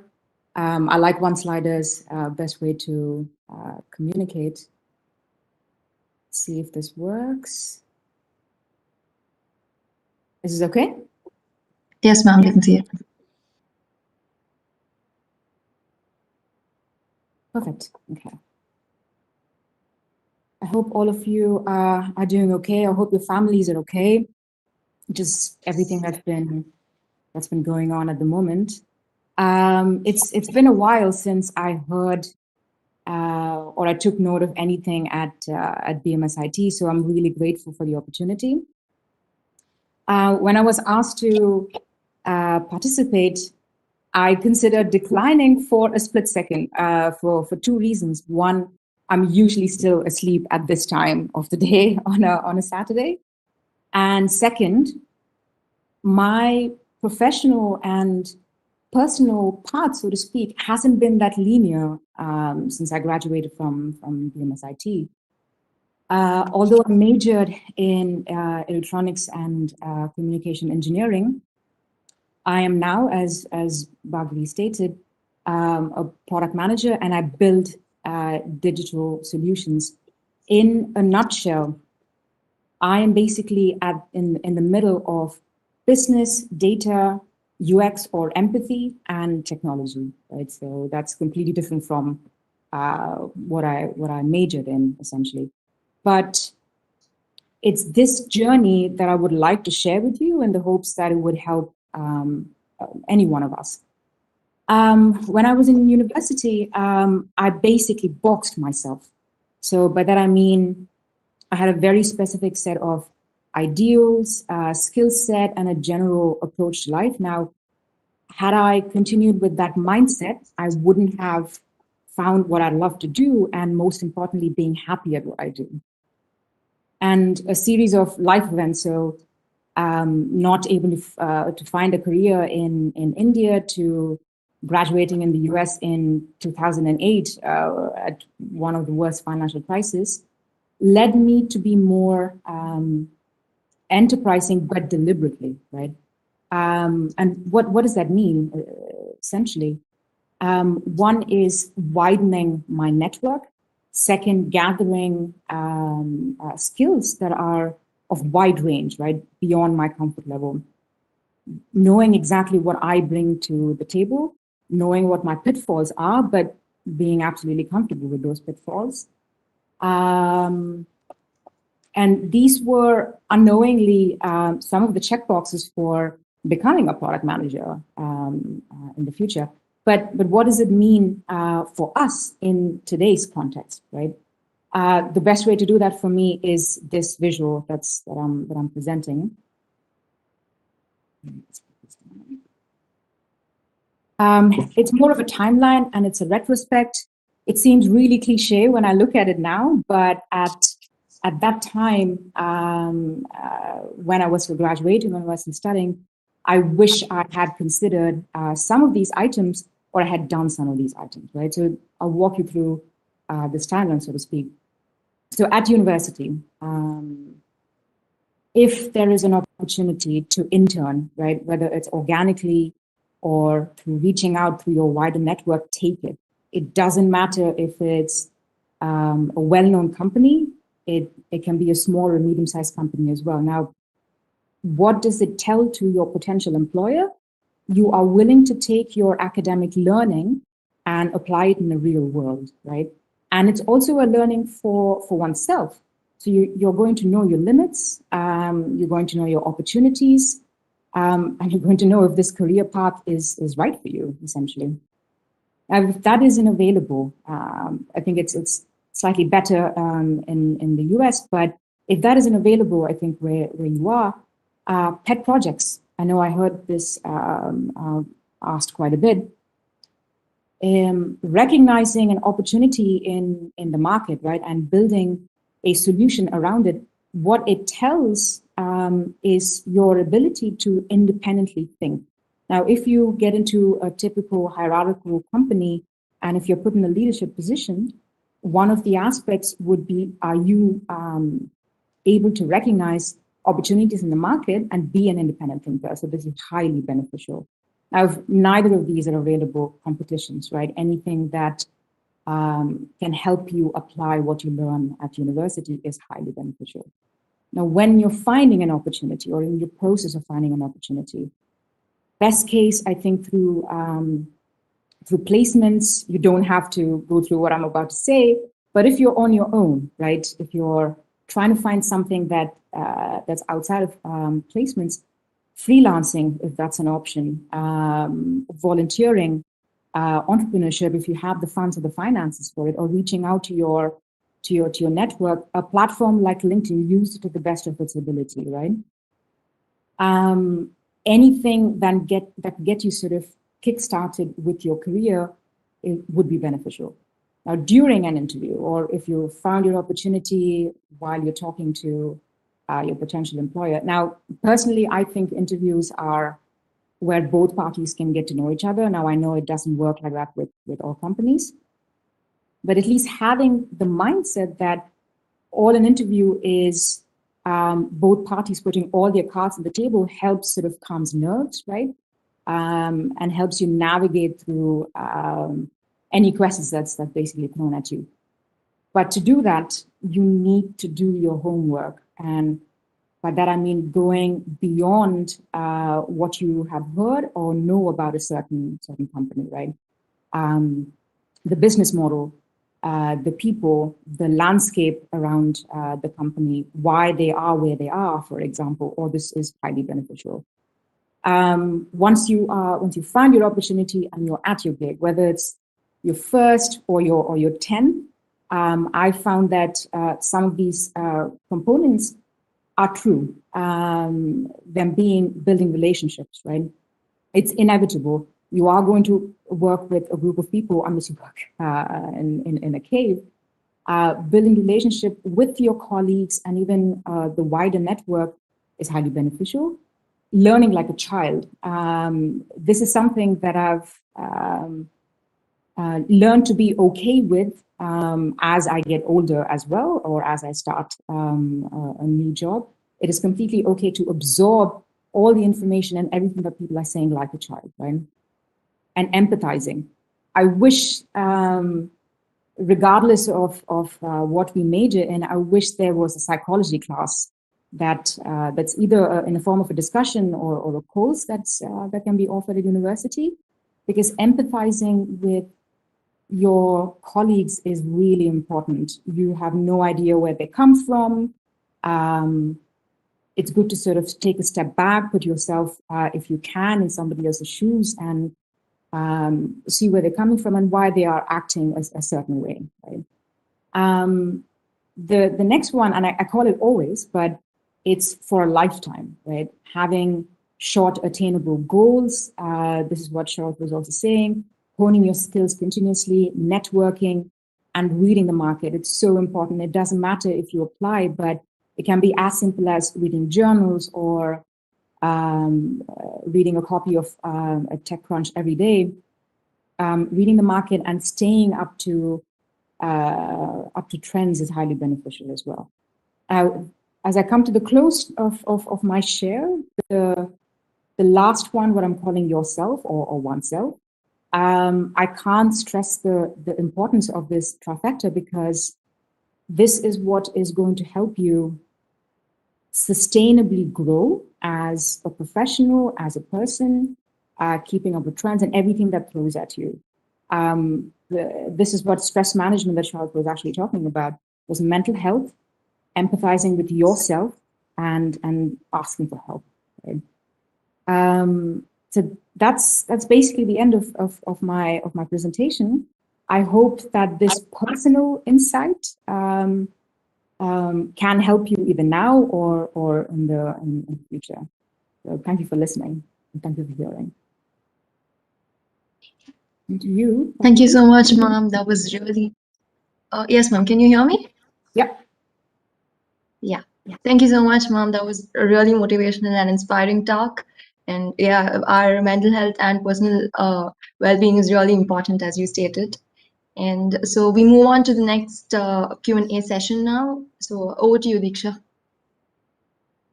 Yes, ma'am. Thank you so much for integrating that part in our employers meet, because we really were not expecting to think of something but profession over here. So thank you so much. But I have a very professional question for you here. Can a tech employee transition into a non-tech role as an employee in that company? And do companies sponsor an engineering employee for an MBA? Oh, absolutely. It also depends on the funding of the company. That's absolutely good to know. But starting as an engineer, what engineering gives you is your ability to think holistically. And these days, especially in the product management space, a lot of the product managers come from a technical background. It doesn't matter what type of engineering. So the transition is almost expected that you would go from a technical background to a non-technical background. And that's for product management. But if you're talking about leadership, yes, having a technical background is important, but one of the key things would be what I emphasized, which is recognizing opportunities, because then you would use your background in engineering to know how to close that opportunity, right? And also being resourceful. So these are the two things that you would need to, let's say, flourish in a non-technical role if you're coming from a technical background.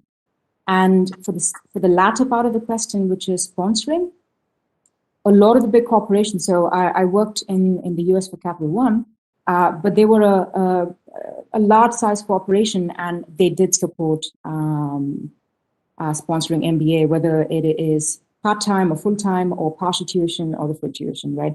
There is something called as an executive MBA. So if you've reached a certain number of years in the company, they're absolutely willing to sponsor you, as long as it helps you in your career, either in the company or in the future, like with another company. I hope that answers your question. Yes, it absolutely did. Thank you so much, ma'am. Okay, I have another question for you, since you've been in the Europe and in US. If I want to have a profession later as a software developer, would choosing masters in the US be more beneficial than EU, or does it not have much of a difference? Wow, I feel like this is deja vu, because this is a conversation that I have with my colleagues here in Germany as well. The US is definitely much better with the masters. EU, unfortunately, is still catching up, let's say, to the rest of the world. That doesn't mean that there aren't any amazing universities here. If you graduate and if you want to immediately get into the workforce, the US would definitely be better. So what's happening in Germany now, right, is due to the shortage of people with technical backgrounds, we are hiring people from Brazil and India, right? So, and this is why my personal perspective would be get your master's done in a place that supports it, like the US, and then maybe have your career progression in EU. That's what has been my path as well. Yes, thank you so much. Yeah, thank you so much. And I see employee opportunities now in Germany, since you mentioned they're taking employees from Brazil and India. So we'll surely apply there too. Okay, yes. Thank you. Over to you, Bhargavi. Thank you so much, ma'am, for the Q&A session. Now we move on to our next speaker, Mr. Meghashyam Ashwathnarayan. Mr. Meghashyam graduated as an electronics and communication engineer from BMS in 2007. He worked at McAfee for 3 years. He pursued his master's in VLSI design from Manipal Center for Information Sciences, MCSI, in 2012. Currently, he is working at Infineon Technologies India Private Limited as a TL in compute cluster and focusing on next generation microcontrollers. So his areas of expertise include DMA, SRAM, tri-core, virtualization, interrupt routers, and parallel processing. Over to you, sir. Hi, thanks a lot for for a brief introduction, and thanks a lot for BMSIT to organize such a nice, fantastic event where leads from different groups are coming here and sharing their experience. So let me just share. Let me know if you can see it.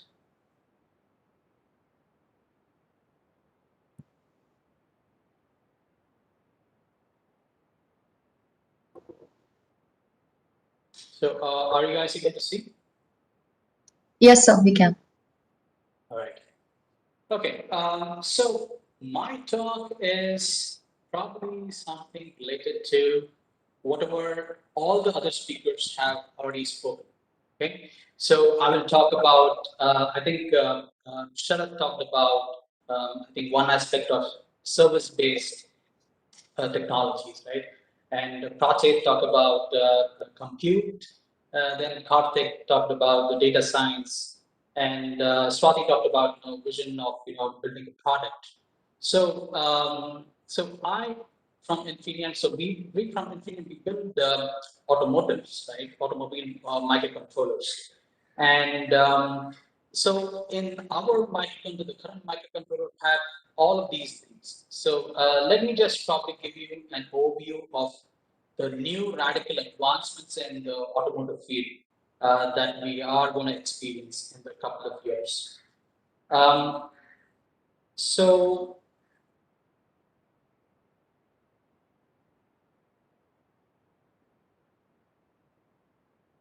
can you guys view it still? Yeah. Okay. So okay.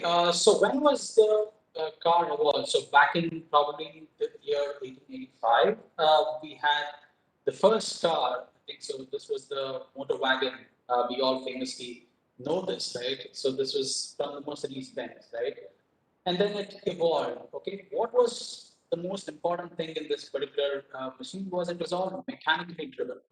There was absolutely no electronics, probably a headlight. I don't even see a headlight here. So it was totally a mechanical machine, right? So going on further, maybe about 50 years down the line, this car was quite popular. The Ford or the BPU, General Motors, right? So this was all very fancy and very new at that point of time. And every household wanted this kind of a car to make up to their expectations. And this was also this was a class back then. And then it evolved. You see, in 1990, this was probably one of the best or famous cars. The BMW M3 came out with a new version of their own model. So it started with the M1. M3 was a popular hit, and gradually, this is what we see in 2020. Yeah, so we see the Hyundai Ioniq 4.5. So this is the next generation of the cars, I mean, which has you can see the trends which has evolved from purely a mechanical device to probably very few mechanical devices there in the Hyundai Ioniq, but also you could see a lot of electronics. Okay. Let me go to the next slide. So a small trivia or small question that I have for you. So have you guys seen this car? Anybody? Do you guys know what this car is? What is the name of this car? Yes, we have one answer. Yeah. Countach. Yeah, that's right? that's a Lamborghini Countach. Yeah, I think that's the most super cool car. I think I'm most tempted to use a different word, but yes, I will stick on to the most super cool car, right? So have you ever thought about what happens if the car flips over, and what happens to the safety part? So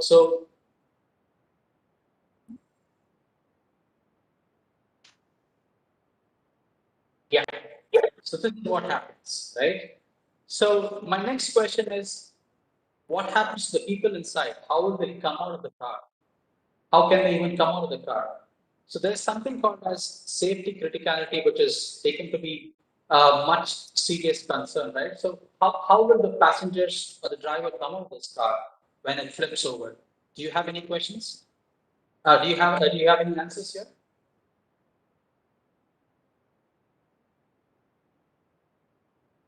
So the people at BMW, they thought about it now, and they came up with a solution by replacing a hammer. So if you open the dashboard of the contact, they will have a hammer. So basically, they will have to break out the window panes or probably the shield and come out to rescue themselves. So this was probably one of the important aspect of safety. And safety is much critical aspect in the current generation of cars. So I will probably touch about it a little later. Okay. So in my first slide, I had talked about ECAS, right? So E stands for electric or electronics, okay? And this is the current generation of car, which has so much of electronics embedded already. So you may be knowing probably one of or probably the airbag system, the adaptive front lighting technology, then the cruise control. There's automatic braking. So these are some of the probably electronic features that you have in a car. But so you see that electronic has evolved a lot. I think Prachet touched upon having the compute part, right? So the cars in the next future generation would be like a moving computer, right? Which has its own server, probably even talk to one another, and also talk to the server, which is centrally deployed. So this is probably what current generation of car would look like. Okay. So let's go to the next part, which is connected. Okay. That is C. So this is what connectivity is in the car, in the next future car. So you have the ADAS, which is the Advanced Driver Assistance System. You have different ECUs. You have different domain controllers. So now the 5G is evolving much faster. So each and every car will have 5G capability. So they can talk to each other. One could also talk about. So I think Karthik spoke about data science, right? So probably this will also have some kind of AI/ML capability, which can take all the data when it is traveling in a traffic congestion situation and probably transmit to their own servers and updates the real-time traffic. So these are all some of the new ways of connectivity that would come up in the next generation of cars. So A stands for autonomous, okay, as we all know. But do you know that there are different levels of autonomous driving? So we are currently right now in the level 0 or 1, at least in India. But of course, probably in Europe, where we have advanced to a level of 3 to 4. The Tesla has a capability of level 4 autonomous driving. So it can self-drive, right? And it can make decisions. So it definitely has to evolve further. But these are some of the new levels that new autonomous car will function. So if what it means by level 5 is it is totally driverless. You can probably ask your car to come and pick you up, and it would obey your order. So that's how that's where the technology is headed towards. Okay, and S is sharing. So this is again much more a critical area. So until now, the car was always treated as a car. Okay, so from now on, a car is treated as a service. So you don't have to essentially buy a car to, you can use it as a service, probably like Uber and Ola, right? So they're getting much, much popular. So you can definitely call the car as a service and probably go to one point or another. So probably one day you will probably ask for a phantom Rolls Royce to come and pick you up. So this is all possible. So the trend or probably the thinking is towards sharing of your services in a car more than owning it as a commodity. So it's a liability to own such a huge piece of compute compute product sitting just lying in your garage. But it's it's really important for you to also make use of a car as a service. So that is where the technology is headed towards. And I come to the probably one of the few last slides. Okay, so what do we do in Infineon? So at Infineon, we build microcontrollers, basically for the automotive domain. And of course, we have different domains as well. We are working on the IoTs. We work on energy and efficiency, solar panels. But of course, automotive becomes one of the biggest, product divisions in our company. So as I said, we work on the sense area. We have the interpreter design. So this is where the microcontroller would come, and also we have some actuators. So actuators is basically how you can take a decision, right? If you see. So this is basically the sensors. The sensors are basically your radars, your lidars, then your parking assist sensors, and your algorithms can be run on these microcontrollers like the Oryx, for example. So the Oryx is capable of doing a lot of compute. It has its own AI/ML IP. It has its own tri-core IP. So these are some of the. This is our microcontroller, and of course, we also produce these actuators which can be embedded in the car.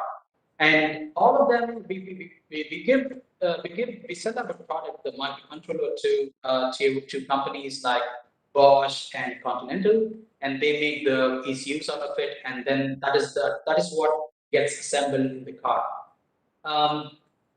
So this is basically my architecture, and I predominantly work on the processor architecture, and I work on the DMA, which is dynamic memory unit. So this is my DMA, and these are the processors that I work on.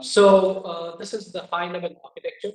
I think Prachet mentioned about IPs, right? So these are all your IP blocks.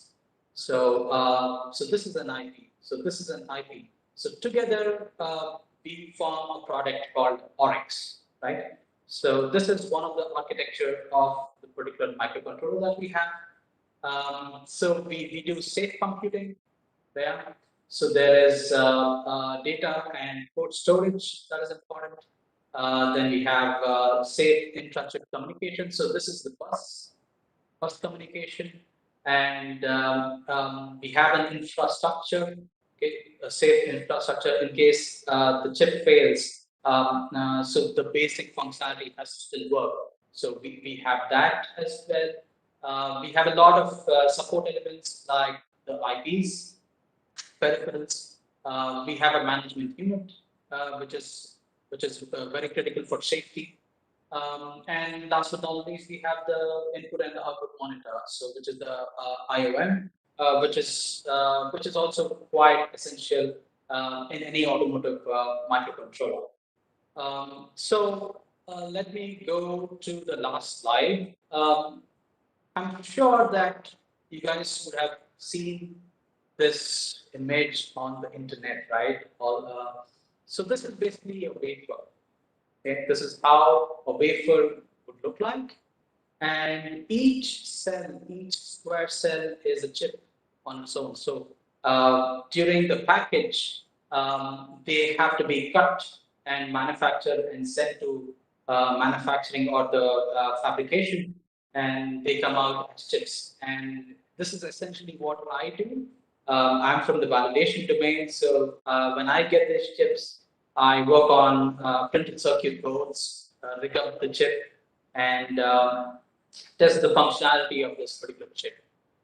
So this is what I do, and I work on the closely work with the design, the verification, and also the application engineers.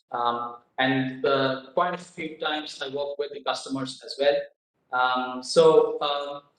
To end my slide, this is where we stand. These are some of the customers that our chips are in. So Volkswagen, Hyundai, Mercedes, Audi, Honda, Volvo, a lot of big names here. So this is probably one of the few slides that I have. But of course, we have a lot of tier 2 customers, distributors as well. Bosch, Continental. Yes, so these are our main engagement with a lot of customers. Yes, so I come to the end of my presentation. Thanks a lot for listening.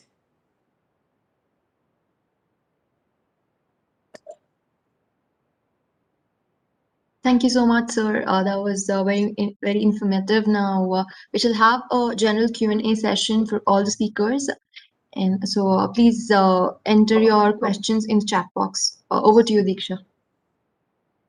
Yes, all right. So we come back to Mr. Karthik Sura. So are you still on the meet? Yeah, I'm still very much here. Okay, awesome.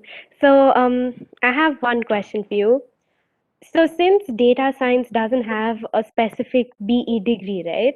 So if we want to get into data science roles in the industry right after our BE, what kind of qualifications are we expected to have in our resume that can bag us a certain role like that? Or if we can't do it maybe right after our BE, what kind of master should we pursue? Okay, so that's a great question. I have a couple of ways you can do that. So first is, though the undergrad degrees might not be specific to data sciences as such, there are a lot of universities which provide a lot of master's programs in order to explore some of the data sciences fields that I spoke about, right? Either data engineering or visualization and stuff like that, or a more generic program. So you could take a look at those, or you could look at courses that are being provided by the online providers like Coursera and all of those places. There are a lot of really good courses out there. So you could probably hit me up on LinkedIn and I could help you with some of the specific courses depending on what your interests are. Having said that, a lot of technologies these days are open source, so we are moving a lot towards open source. So you could pick out a project in your final year that has some of these open source components, and then make your programming or coding or definitely anything that you do, even with an electronic or telecommunication specific domain, would have some interaction with data. So if you could have any of these technologies used in those projects, probably that could be a good weight, that could add good weight to your resume as well. I hope that answers your question. Yes, it does. Thank you so much for that answer. And I have just one more question for you. So you work in Amazon, and all of our speakers here work in all of our dream companies so far. So can you tell me a few tips, since we're approaching our placements, can you give me a few tips on how we can bag placements in our dream companies like Amazon, Infineon, and so on? Sure. First and foremost, you need to concentrate on your resumes. I see a lot of resumes being quite extensive and long, right? Those are not really very great to begin with. 1 or 2 page resumes is where you should begin. And then nowadays, there's a little bit of a trend moving towards video resumes as well. Again, depending on if you are good at talking and presenting yourself, probably you could try the video resume as well, which is 30-second or a minute long. Right? That is the first start. After that, there are certain ways you could give your interviews, right? There are things like star format, where you can probably put your answer to the question posed to you in a particular structure and a format, kind of explain the situation first, what the use case is, and then what exactly was expected out of you, what was the task that was required, and how did you achieve it. Right, that is where if you format your structure of answer in that way, it kind of gives a lot of explanation to the interviewer without him asking to have a lot more questions. So keep your answers structured in a particular format, and then take it forward from there. Awesome. So thank you so much. I have one last question for you. How did Sure. you go from telecommunication engineering to data science? Also, you could top that up with, Again, I was not.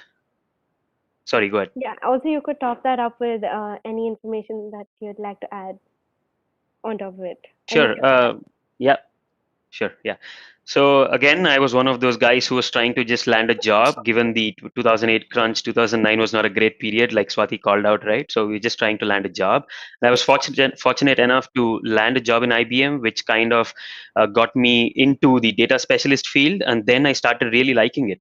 There were times when I could switch into different teams and roles, but I continued pursuing things that were of interest to me in the form of data. I have also been part of teams that build metadata glossaries, right? That is one very important feature which organizations need at this point of time. In fact, there was a need even 5 years back. There is a need now. There is a need in the future as well. You need to understand the entire end-to-end journey of your data, where it began, how it began, and where and how it landed up in the end, right? So I started exploring those fields, and I started taking up projects where I could explore each and every bit of the data sciences teams that I spoke about. I have played a part as a ETL developer, as a data engineer. So if that interests you, you need to go to your leaders and talk, and make sure you get into projects where you can pick up and learn aspects of data sciences, and then move to the place where you really like.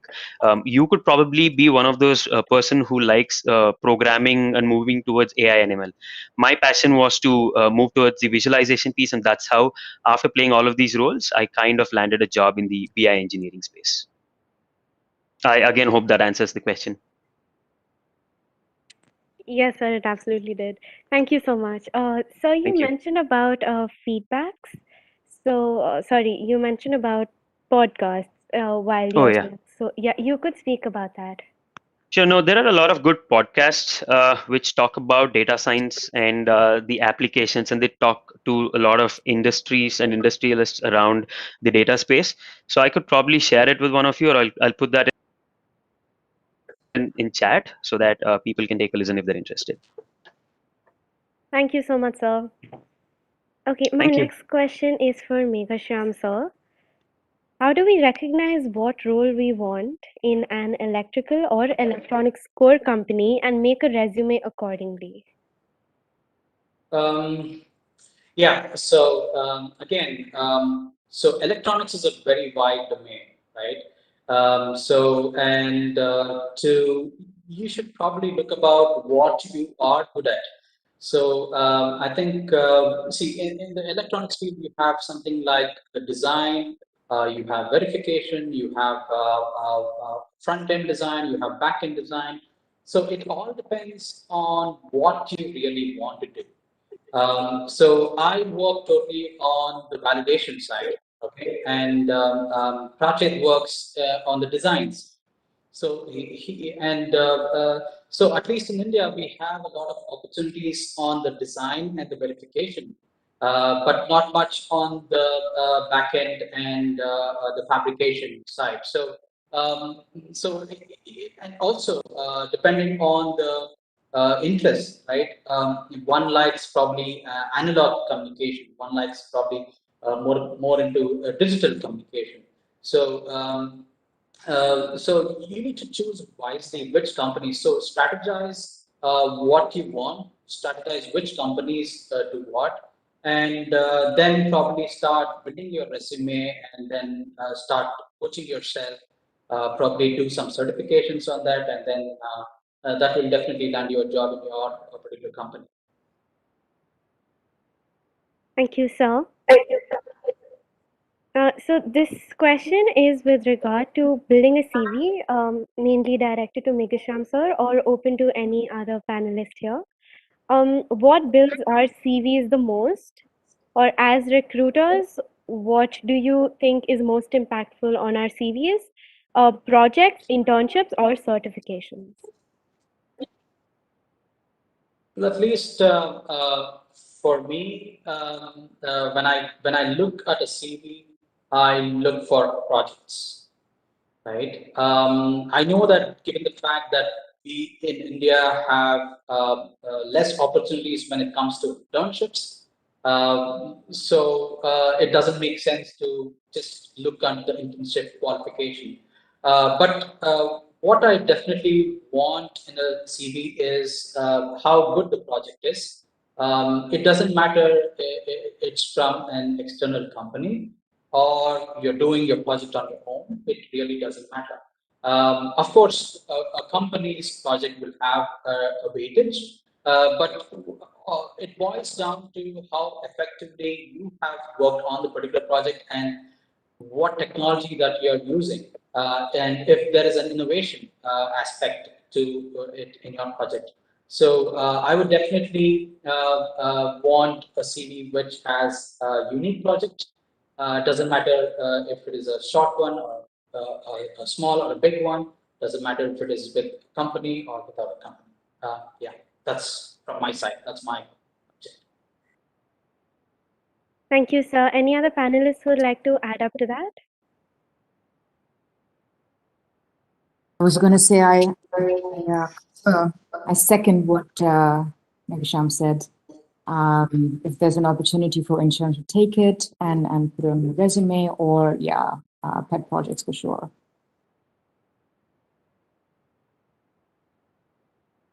Thank you, ma'am. Thank you so much.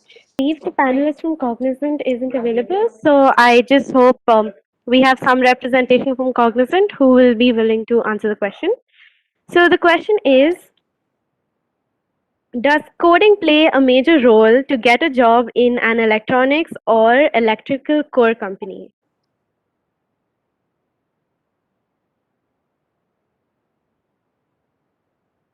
I can probably take that. The answer is whether you like it or not, yes.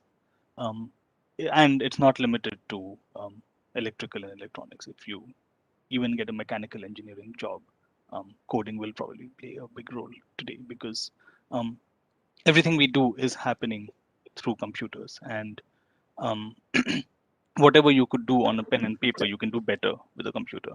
And whatever you could do well with a computer, you can do even better if you have some sort of automation supporting you. And as long as you are able to write that automation yourself, your job is secure. So yeah, the answer in my opinion is yes.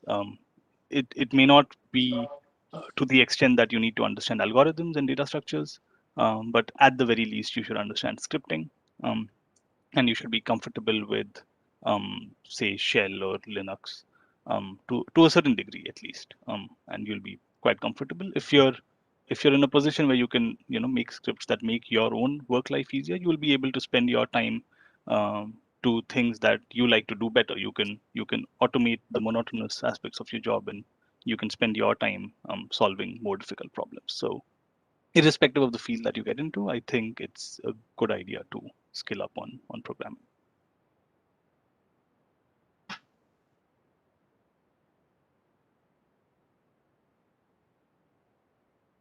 Great. Thank you so much, sir. So we've always had this question in our mind on whether coding is necessary or not. Thanks for making it clear today. Okay, any other panelists who would like to answer the same question? You may go ahead. Yeah, I would also probably second the thought what Prachet said. But again, there are different aspects in the electronic or the VLSI design industry. So you have an aspect of having a layout of microcontroller. So that will not have much of coding. I can say it basically you need to choose where you want to go. So there is also a department which will not have much of coding, which is the back-end department, which is the physical design. Yes, great, sir. Thank you so much for that. So I'm going to be winding up questions now. I request all the panelists who are interested to give us a quick tip on how we can do great in our placements, because we have placements coming in a month now, and getting a tip, a small tip or a small piece of motivation from all of you would mean a lot to us.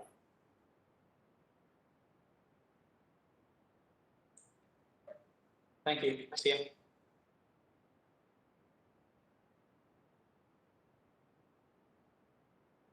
Great, thank you. So over to you, Bhargavi.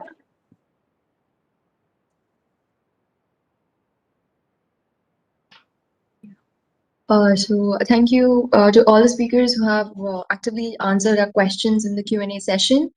So we hope most of the students' doubts have been cleared and all of them have a better understanding and a better picture of the different environments in the different industries. We had a variety of industries here itself, and that was really great. And so on behalf of the college and the entire management group here, I thank the panel for sharing their experience and knowledge with us in today's meeting.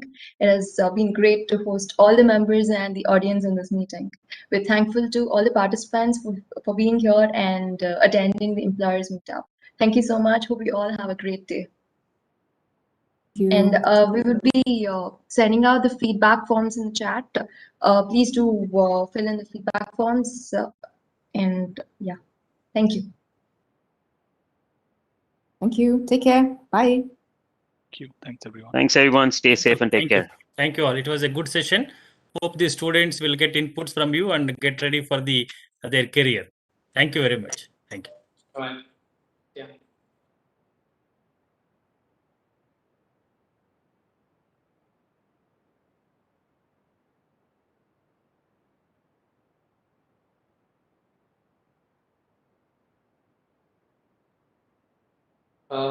Do you want me to stay for the picture or is it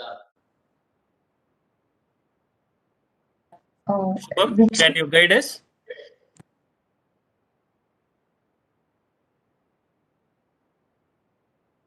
No, sir, the picture is done. Thank you. Okay.